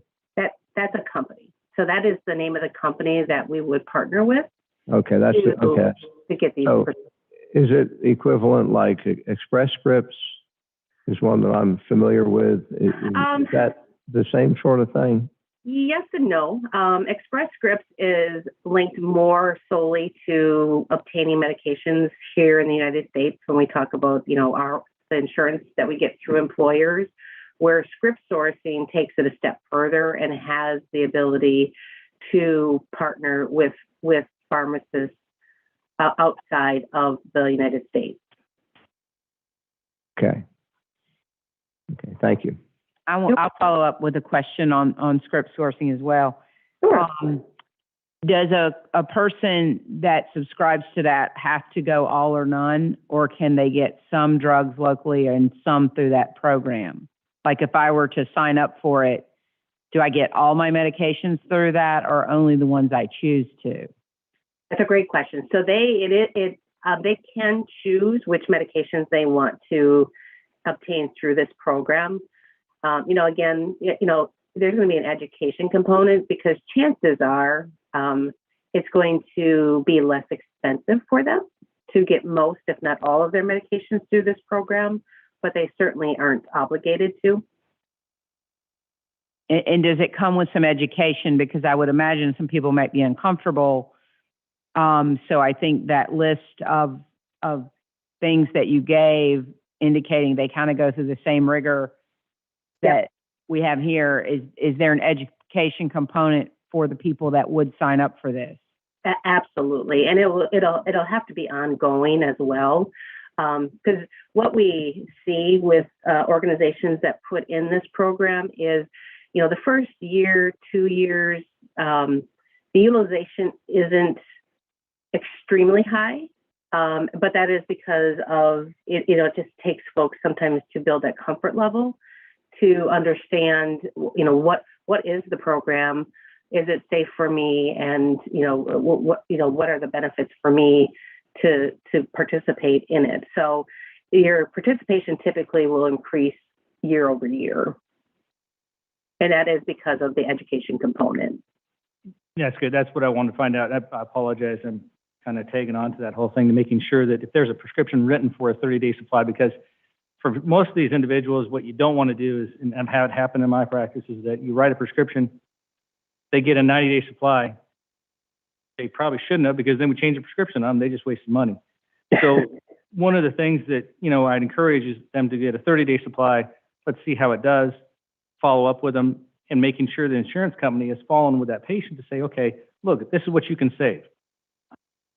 Is there anything going out there to educate the individuals that are on these 30-day plans to go into and move into a 90-day plan if it's a long-term drug? Yes, we will be working with script sourcing to work with the employees the employees and their dependents regarding the education component specific, because there are specific people. Because like I said, you know, a lot of this is based off of your own data, so we know who it would behoove to take advantage of this program. So there will be targeted education for the individuals who are currently in a place where they would be able to have an opportunity to take advantage of this program. But there also will be overall education for folks too. Any other questions from board members? Mr. Chairman, I have one that I apologize in advance if you'll indulge my irritability here on something. This is a truth in advertising question, okay? And it's really not important, but it just kind of bugs me. Sure. Let's see, this is, I don't know, early in your slide. Well, the first slide after international option, pharmacy dash international option. Then you have a slide with the 3 diamonds, and that third diamond claims that 20% of all hospitalizations are the result of non-compliance with prescriptions. I mean, come on, is that right? 20% of the cost of all of our hospitalizations is a result of people not following direction on prescriptions. That's a little far-fetched, and it's harmless, except, or maybe you can prove it. I'm not asking you to. I'm just saying that kind of jumps off the page as being kind of doubtful. And it's certainly a great question. So this data is coming from script sourcing, and we've pulled some data from Mercer as well, who they just do a ton of benchmarking overall specific to benefits and so forth when it comes to group benefits. That's what the data shows. Now, the other thing to keep in mind is, when somebody goes inpatient for a hospitalization, they may have multiple issues going on. And the claims data, what happens oftentimes with the claims data is it pulls from the highest spend amount. So, I could go in, for having an issue, but find out I also have something else going on. But if the condition related to not taking my diabetes medication, for example, is the higher of the cost for that visit, that's what the data is going to pull. So, is there potentially some, is it 100% accurate? I don't know. I don't have the data. I can tell you the sources we pull it from. Yeah, I'm not asking to justify it. Obviously, it was given to you, but it's just a commentary on life in 21st century America, I guess, that we throw these statistics around. And that one, I think, if we could solve the national debt if we solved 20% of all our hospital costs. Right. So. Anyway, thank you for indulging me. I think some of the information that we received, data from pharmacology areas, that sell us drugs or give us some things or give us the information, I think we take some of that with a grain of salt. And the other thing is that if you take a look at, the FDA says that red meat's going to kill you. Well, take a look at the standards that they have it with is what patient did they use, knowing that patient smokes, but they're getting a benefit because they're, financially credited for doing the study. But we don't know anything about that long-term patient. So some of these studies may be altered a little bit. Yeah. Does that make sense? Yeah. So this was at one hospital in a rural area. I'm just kidding. Study design's important. It really is. I have one question. This is probably for David. So it looks like we would have a cost savings this year if we go with the recommended plans. I expect utilization will increase next year. Can we take the savings and carry that over for any increases that we're going to see next year due to increased we're down here. I think we're going to pop back up. Can we carry those savings forward to defray increases for the employees next year? Yes, excellent question, and absolutely we can. So any savings that we would realize would be held in our health fund, which is reserved simply for these uses. So those funds would be available in the future plan year to offset any increased costs we have there. And of course, too, part of the projections of our anticipated costs, as you all can imagine, there's tons of assumptions that go into those projections, right? And they're typically pretty good projections, but you always have the unexpected that you can never predict and you can never know when it's going to happen. For example, catastrophic claims. This current plan year, our catastrophic claims were down. Now, I don't know that one could say that that is necessarily a direct reflection of lower utilization due to the pandemic, because when somebody has a catastrophic episode, it's not a matter of necessarily, in fact, you would think those would increase if people aren't getting routine medical care, right? So that was an interesting correlation, that while our utilization was down, also our catastrophic claims were down. But those catastrophic claims make a huge difference in our plan experience. So just the difference of a few catastrophic claims can change us from a decent or a good year to a horrible year. So your point's well made. Good, excellent question. We would retain those savings, and they would be available in the health fund for future year use to offset either increased utilization or future catastrophic claims. Yes, ma'am. Thank you. Well, David, you touched on two things, the pandemic and utilization, that I guess you were saying they were influential in reducing our rates this year. Yeah, we believe definitely so. Were there Yeah. other, what else contributed to a good negotiation, obviously? Negotiations help. Just the decrease in our catastrophic claims. We had fewer catastrophic claims this past year than the year prior. So that automatically reduces our costs pretty significantly, because those catastrophic claims, are typically $75,000 more $1,000 each. And for a plan our size, that's pretty significant. So David, basically where we're headed with this, should we approve, it looks like your recommended option increases the stop loss by $15,000. Is that? That's correct. Basically what's going on here, and you're going to hold employee portions the same. Correct. And Botetourt County's portions the same. Right. And that's based on a calculus, right? That by increasing the stop loss, that $15,000 will net about $86,000 in fixed cost savings. So we would need, 5 claims to lose that savings. And based on our recent experience, we're hopeful that we could come out okay on that. Right. And the odds are in our favor, but there's no guarantees of that. For Right. sure. Makes sense. Yeah. Thank you. So what we have in front of us is the following questions from the board of discussion to authorize award of the group health insurance plans. Do I hear a motion? Move for approval of the program as presented. Second. All in favor? Aye. Thank you very much. Thank you all. Thank you, Mary Jones. Thank you. Have a wonderful evening.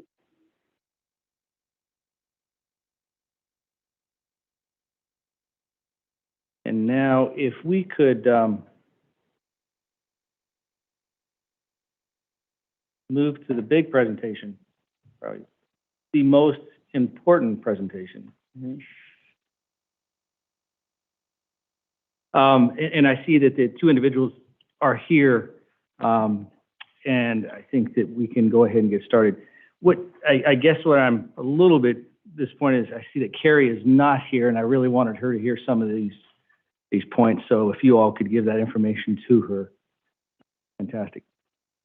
So broadband committee, I think that I want to go through several things. I want to explain a couple of things that you might see in a media blitz. It's going to be coming out here pretty soon.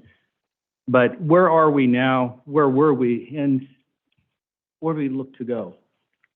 And what we partnered with, I think that it has been absolutely fantastic. Let me just go ahead and read some of these things. Botetourt County and Lumos are partnering to bring universal broadband coverage to homes, businesses by applying for a Virginia Telecommunication Initiative. That is the VATI grant from the Commonwealth of Virginia. Universal, understand this, universal service. What is that? Universal broadband and coverage means that all residents and businesses have access to reliable internet service with speeds that meet or exceed the federal definition of 25.3. We plan on exceeding these services considerably. So some things that you'll see is this particular proposal seeks to deliver fiber to home. So you'll see FTTH a lot, and that's with the broadband connectivity to about 1,901 addresses in Botetourt County. Lumos is also planning additional expansion projects targeting universal fiber coverage in the area. Now, we'll go over this, and what we do have is we have our president of Lumos here today, then he's going to come down here and discuss some of those things I'm going to ask him to, which he didn't know he was going to do so, but I will get him forward in a little bit. This VATI proposal follows two previous successful projects and Virginia Department of Housing and Community Development funded CARES expansion project in Botetourt County, serving a total of 1,500 addresses, culminates the county work to deliver broadband connectivity to every resident and business. This initiative began in 2016. I don't know if anybody or everybody was here in 2016 to take a look at what our future was. I have Walter Griggs here, and he is the vice chairman of our broadband commission. And that was one of the things that we really wanted to see. We put together a program in 2016 and slowly have been developing it. After the broadband demanded study was completed, the broadband commission was formed by the county and the Board of Supervisors, the Botetourt Broadband Commission. The goal is advocated by the broadband expansion throughout the county to better serve home and businesses. Just wanted to give you a brief update on that report that's going to go out, and there's going to be a lot more information on that. But with the grants that we've had, with the things that have been out there from the state, from the federal government, it's given us the opportunity to do this. We will be serving at least, and I'll let Diego talk about some of these things too, but hopefully a total of 16,000 homes. And we would hope that it would be 100 upload, 100 download service. That's huge. That's huge from a 25.3. But we have, to make that universal service, we have 4 providers. We have Lumos, we have CBEC, we have BARC and Dominion, and we have Comcast. Comcast is in the Blue Ridge area. We have BARC and Dominion that's in the Buchanan area that's being developed. And I ask each and every one of you that are from Buchanan to work on them. We're having a difficult time and to get together with Amy, as she has been working hard to develop those relations so that the people that have that property, that they can go through and run this fiber. So we've been having a little combat there between some of the citizens letting that fiber go through their land. And this is important. This is just vastly important. We have, and I'll let Diego talk about some of the upgrades that are coming up with their system they're developing up in the northern portion. The VATI grant that just went out was $7.9 million. And again, I think the present VATI, the previous VATI, correct me if I'm wrong, but we have about 548 homes on that. And that should be done by December of 2022. Am I correct on that? Okay. The one VATI that we just put out that we should know by December, the 1,901 homes, it should be finished by December of 2023. That is the current VATI that we should hear back from. Hopefully, we'll hear some benefit in that here in December. That being said, that all this stuff with ACAM and things like that Lumos has been presenting here, I think that we'll be able to cover most, if not all, of Botetourt County. One of the things that I do want to do is that I want to have Walter Griggs come up and just, he was not expecting this, but this guy off the cuff is amazing. So if we can, kind of give them an idea of where your thoughts were, our thoughts were as a broadband commission, and where we are today moving forward. You want to come up here, or a microphone up there, whatever is easier for you. Just on the way down. Yeah, just Take the longest walk. sit right here if you want. Speak to everybody. So, Yes. That would be hitting some people on internet too that are on. okay. Yeah, so let me think about this. So 2016, this started off with, I can remember vividly standing in the doorway of my boss's office and the brand new county administrator, I think you're still trying to figure out where the bathroom was standing in the doorway, and I was relatively new to the area, been here for a year or two, searching in vain for an internet connection where I lived, which was up toward the Wheatland Road area, Oak Ridge and whatnot, and I couldn't believe that you couldn't get an internet connection. You couldn't get broadband service. My wife was from this area and said it was so, but I didn't believe her. So as the new county administrator standing in the doorway, I asked him, I said, what do you know about broadband? He's like, I'm trying to figure out what's going on in the entire county right now. But in parallel, I think there's a lot of other people expressing the same frustrations, the same needs. I think many of you sitting here on the board, recognize it as well. So that was kind of that nexus moment when a whole lot of different views and opinions came together and saw the demand, saw the need. So from that, I think the board proposed a needs survey, a needs assessment. I think Gary helped lead some of that, and Ken as well. So from there, it was determined, yes, in fact, there was a big deficit in the entire county. Put together the Broadband Advisory Commission. I think I was very quickly appointed to that, along with Dr. Scarhorn as well. So we started looking at it, and we didn't realize, I don't think, how big of a project this would be, how big of a challenge it would be. We had hoped that we could wave a wand. We hoped that we could get one or two of the providers, to show up to a meeting and get it resolved. And that's when we started the process of learning how complex and how difficult it would be to understand all the different entities that were involved, the sheer dollars, didn't occur to us at the time, the payback. So that's where the providers actually helped educate us, Lumos. And that's when we really rolled up our sleeves and realized this was going to be a very deep slog. We had some very, very helpful consultants come in and talk with us, and never realized the complexity. So that's when the battles began, right? The efforts. And I got to watch and see an unbelievable effort put in, specifically seeing Dr. Scorn himself, Gary, Ken, Dave Moorman, all these folks really start to exercise what government can do, but also what I came to appreciate is the limitations. You can't just wave a wand and ask your government to make something happen. It's dollars, right? Dollars speak. And so to understand the judicious effort that went into how do we best spend what dollars are available, how do we go figure out what other dollars for investment can be available, and that's where we came to understand VATI and all these other different things. So in 2016, we started off thinking it would be as simple as having a few conversations.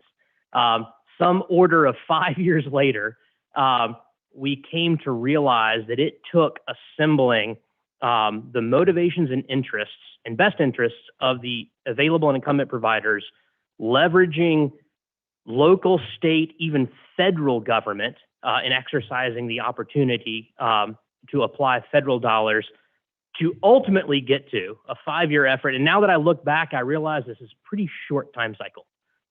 Started off thinking it'd be a matter of months, and now I realize getting it done in just this number of years is pretty impressive.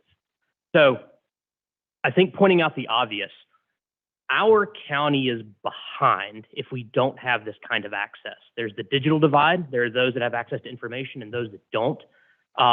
The children, the youth of the county that don't have access to broadband services are at a deficit. The ideas of medicine, telemedicine, connectivity, communication, we're a highly agricultural community. Our farmers, our agrarians that don't have access to information are going to be behind. And then the pandemic really put it in light. And that's what opened up federal dollars, which we have the ability to leverage. It's what helped our governor see through the expressed investment in the VATI program, see that there was a need for it. And this is the opportunity for us to bring it together. I think it's an extremely conservative investment. We're leveraging the dollars that were made available to us through the homework that we did to get everybody involved, to get the providers on board and understand our need. And this is, if we don't take advantage of this opportunity, we've missed it. It's gone by. So I think the biggest thing I have to say is this was way more difficult than we initially thought. We watched a lot of people, a lot of very passionate, very capable people assemble through relationships, through local, state, and federal government, bring together the opportunity that we're exercising today. Did I tell you he was good off the cuff? Yep. You could have gone shorter steps. Yeah, and I agree that one of the things I want to bring up here, thank you very much, Walter. These individuals were definitely a part of this whole process. We have Diego Anderson, which you're going to meet here in just a second. David Smith was also with Lumos. Frank Smith, which he was started on the Broadband Commission in the beginning. Walter Griggs, that you just met. Daryl Hicks with the Broadband Commission, as well as Brandon Evans and Ken McFadden, and our administrator, Gary LaRue. These individuals, along with Sandy Terry, which I cannot forget, because she helped us start this, ignite this whole program. So what does that mean? What do we really spend? What is it that the citizens spent on this? And if you take a look at what the federal and state dollars have given us, we took $200,000 to give each home opportunity for broadband service in Botetourt County to increase their worth of their house. That is financially probably the biggest thing that we've ever done for $18.72. These citizens had spent $18.72 to get the broadband into their home and increase their property value. So I don't think there's anything bigger than that, and I should have confetti everywhere filling this whole thing up right now, because it is something that was a mammoth thing that we took a look at and we accomplished. Do I see Frank Smith back there? Frank, I'd love to have you come down here and say a few words as well, just because you were at the inception of this whole process. Would you like to say anything? He's got a longer walk. If this gets approved. Now that money, if this gets approved, I think we have a good chance, but we'll see. I'll take advantage of the shorter mic. Yeah, Shorter okay. walk. You agree? Dr.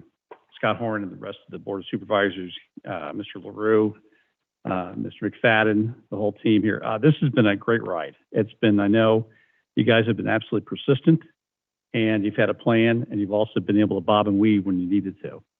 And taking a look at this whole thing, I think it's so extremely important for the partnerships that have been developed. We worked with you. Lumos is doing a great job. I think it's very exciting for the future of Botetourt. And the key thing is for Botetourt County compared to other localities, and obviously the other localities on my board, so I'm not going to go out and get shot. But I think Botetourt has done a really good job, actually an excellent job, as far as working with us, working with others in partnership. And I think the VATI approach, the strategy that was executed in the beginning with Mr. Relu and the team in getting the expertise and knowing where the limitations are, is there are a lot of strengths and great abilities within Botetourt County, but having the ability to recognize where you guys needed help and reaching out, I think that was the first step of success. And then going from that point and building the team and where you are now, and the way you've been able to leverage the existing VATI programs that you've been awarded and taking a look at the new ones, really sets up Botetourt County, with all placating aside, for really great success. And I think it's really exciting because you have such a mix. From my time, as I learned about Botetourt, working with the team here, the agricultural side, small business, large business, we've been able to play a role of that, but we've been a partnership in the rest of the team. That's the role that we played as a partner. And I think that's the whole approach we've seen, is a partnership approach to solving the problems. And I think that is where you get the buy-in. That is where you be able to develop the legitimacy for the practice as far as what you're doing. And that's where you get the political mind share of the community. I think you guys have done an excellent job. So I could go on forever, but I'm not going to. Thank you. Thank you so much, Frank. I appreciate it. Now, the other thing I can't forget is these two individuals on the side of me have been also an integral part of this broadband commission as well. Amy's been working in Buchanan quite hard to try to get that the BARC and Dominion together. I have Dr. Bailey over here that's been sitting in each one of these meetings with me, meeting with our Lumos and other individuals to make this whole thing happen. So he picked up where maybe other people we had left off. So I really appreciate your time as well. And now, if we can, I'd certainly like to get Diego out in front here and introduce him, as well as ask him a few questions and where his thoughts are and where we go from here.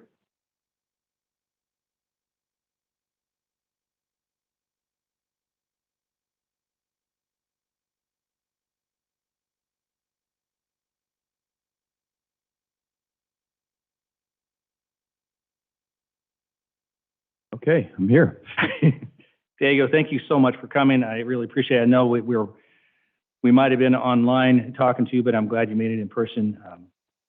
Being the president of the company here and working hard and making this whole thing happen, the time and dedication you and David have spent with us online, in person, is a vast amount of hours that you've spent with us. So thank you so much.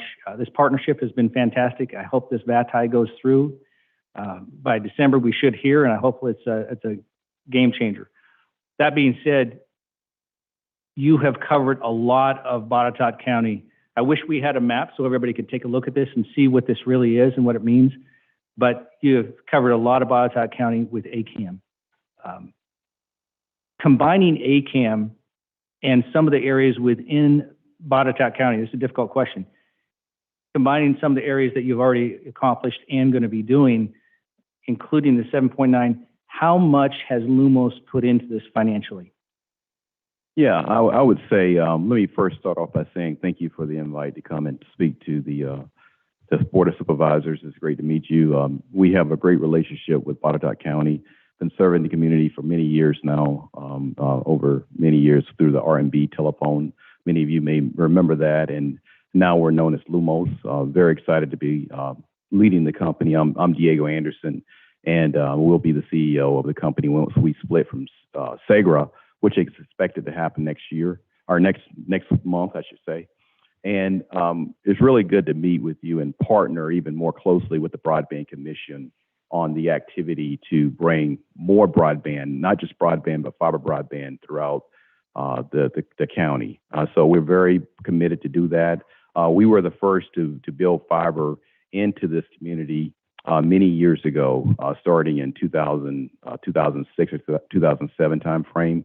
And so our goal is to complement the goal of the Broadband Commission to have universal broadband, and our portion it will be fiber broadband throughout the county. So our activity with the VATI grant that we just received recently to serve the Buchanan area, which is roughly about 600 addresses, as Dr. Scott Horn has mentioned, is underway. We're going to build that. And then we're seeking more funding through the most recent filing that we have with the partnership. Good partnership with Dr. Bailey and Dr. Scott Horn, as well as Gary. Thank you for all the partnership. Really robust based on all the counties we deal with. Botetourt County is at the head, and we're very proud to be a part of that, leading the effort. So our goal is to partner and fulfill through our investments that we've made since 2006 to build more fiber into the county and fulfill the universal broadband aspect. So we're very well underway doing that with the work that we're building out in the construction. Okay. Now, financially, what does it mean? I mean, as far as what you look at, including the ACAM, the VATIs, everything else, what's the dollar amount that you see that is being spent for Botetourt County? Yeah, since 2006, it's in the multi-million-dollar investment, and I don't have the specific number in front of me. The most recent number, obviously, that with the grant number we have is in the multi-million-dollar range. The one that we just applied for is in the $7 million range, and even before that, it's multiple of those numbers I just mentioned. So we made significant investments into the community, building out passings to connect homes with fiber. And I don't have the specific number in front of me, but it's significant investments we've made since 2006. And I so appreciate that in giving our citizens an opportunity to have this connectivity that they all need. one of the things that I want to make sure of is that the board has an opportunity to ask these questions.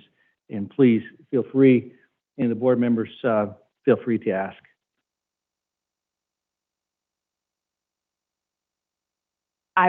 Thank you. I represent the Buchanan district, and obviously we have lots of uncovered pockets. So as far as the Lumos pockets in Buchanan, what can you speak to that area down there? I know that you're not doing all the work in Buchanan, but you're doing part of it. What can you speak to the plan for that area? Yeah, we have the area right now that we're covering with the partnership with the VATI grant that we have underway that we're going to fulfill and have done by the end of next year, probably third quarter of next year. And what we are planning to do is also look at the other areas that are underserved where there's opportunity. We don't have the specific plans that I can talk to right now, but we're very committed to working with the Broadband Commission to facilitate getting universal broadband across the county. So I'll ask you about one region in particular, one area that I've brought up several times in these meetings, but it's the subdivision that's right across from Mill Creek Baptist Church on Route 11. It is Diamond Crest. Okay. And so they sit in a really strange place because they're right on Route 11. It seems like they would be such an easy target, but they're at the south end of things coming from the Roanoke area, it seems. But then if they're coming from the north, where, in the Lithia, Hardbarger Road, Wheatland Road area, you have to cross the interstate. So they have been kind of not, they call me all the time. When are we going to get service here? When are we going to get service here? And I would like to ask that. And it's just a weird position that they are. I was told at one time that it was difficult to get across 81, so that's why it wasn't coming from that Hardbarger Road, Lithia, Wheatland Road project.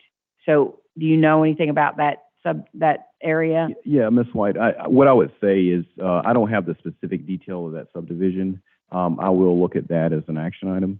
But what I would say is the citizens, if there is a specific area such as what you're mentioning that need coverage, they can go to our website and express interest in us pursuing those as an opportunity. We have. I've called.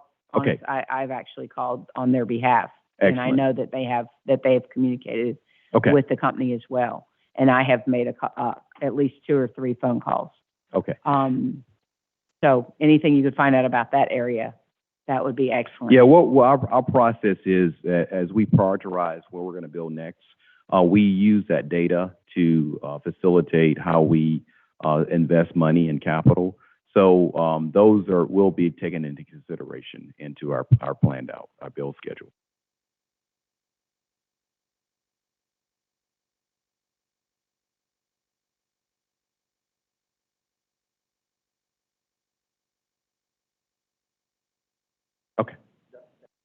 Okay, so it sounds like that we do have that under our plan.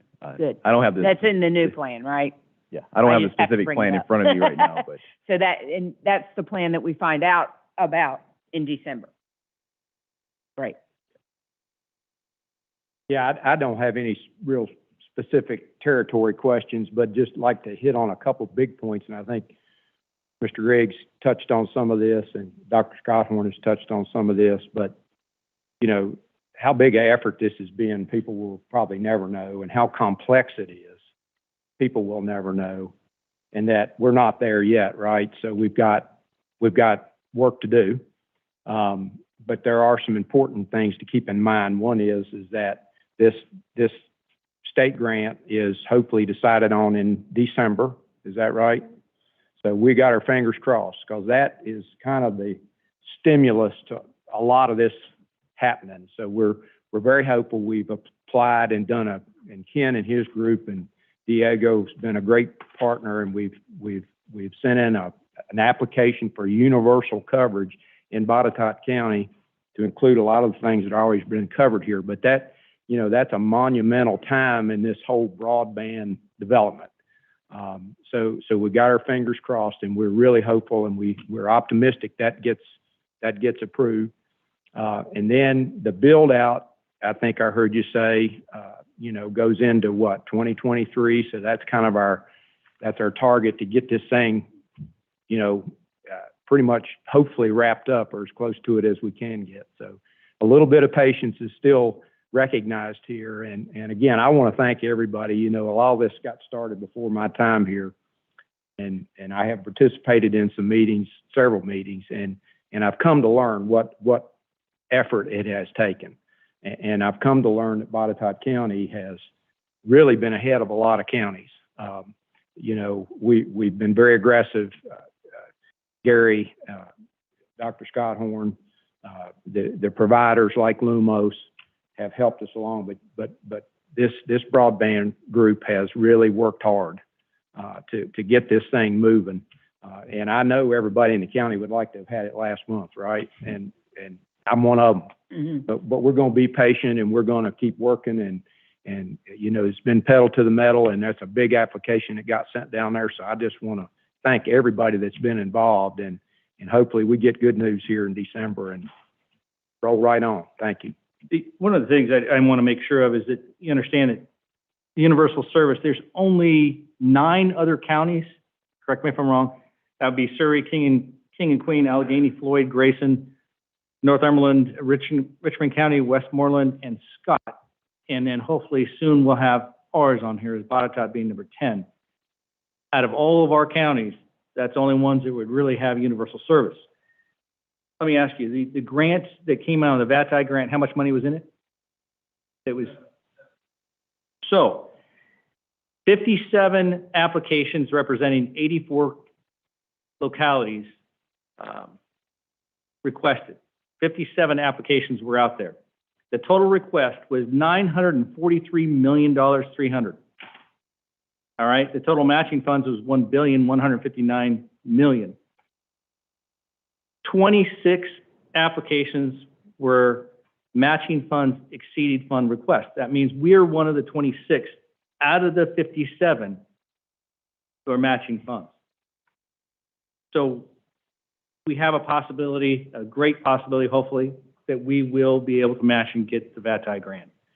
And this man will be busy for the next 2 years. Mm-hmm. So, anything else anybody has to add to this? I certainly, Mr. Chairman, add my thanks and congratulations to you and all who are so involved in this. It's a real effort and a real success story so far.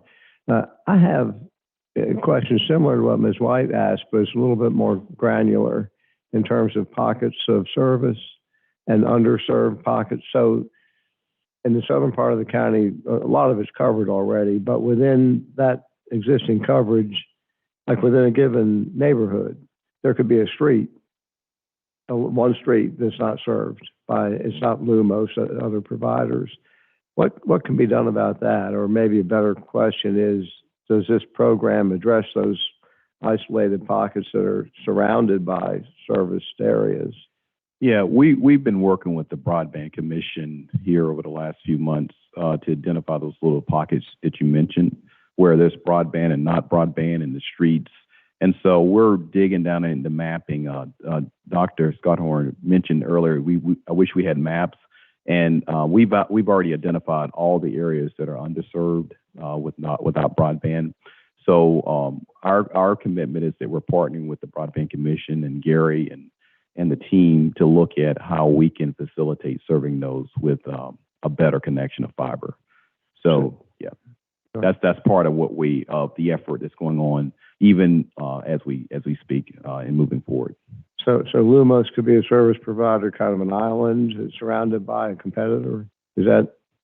No. I think what we're saying is that there are various providers already serving Botetourt today, and what we're going to do is complement that. We're not trying to compete necessarily. We're trying to complement the goal for Botetourt County to have universal broadband, and where there are areas unserved, and it's better for us to facilitate getting that coverage. We're committed to do that. I see. Okay. Thank you. Very helpful. Diego, thank you so much. Thank you for being here today. Thank you for all the work that you're doing now and you're going to continue doing. And say thanks enough. I know we'll have a lot of meetings coming up here soon. So. Yep. Thank you. Thank you for the partnership. Yeah, Thank you Appreciate it. so much. One of the things that I got a message on, I want to make sure that those individuals that were trying to go through the internet to make an appointment for the school board, you can call the school board office and make that request if you'd like. So I want to make sure that's out there.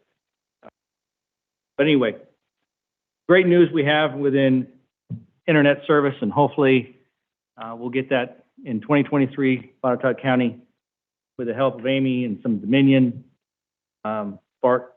Hopefully that'll be taken care Tell of. your neighbors that it's a great thing to do because there are some holdouts. So we're trying to get the word out to let them come through on the existing lines.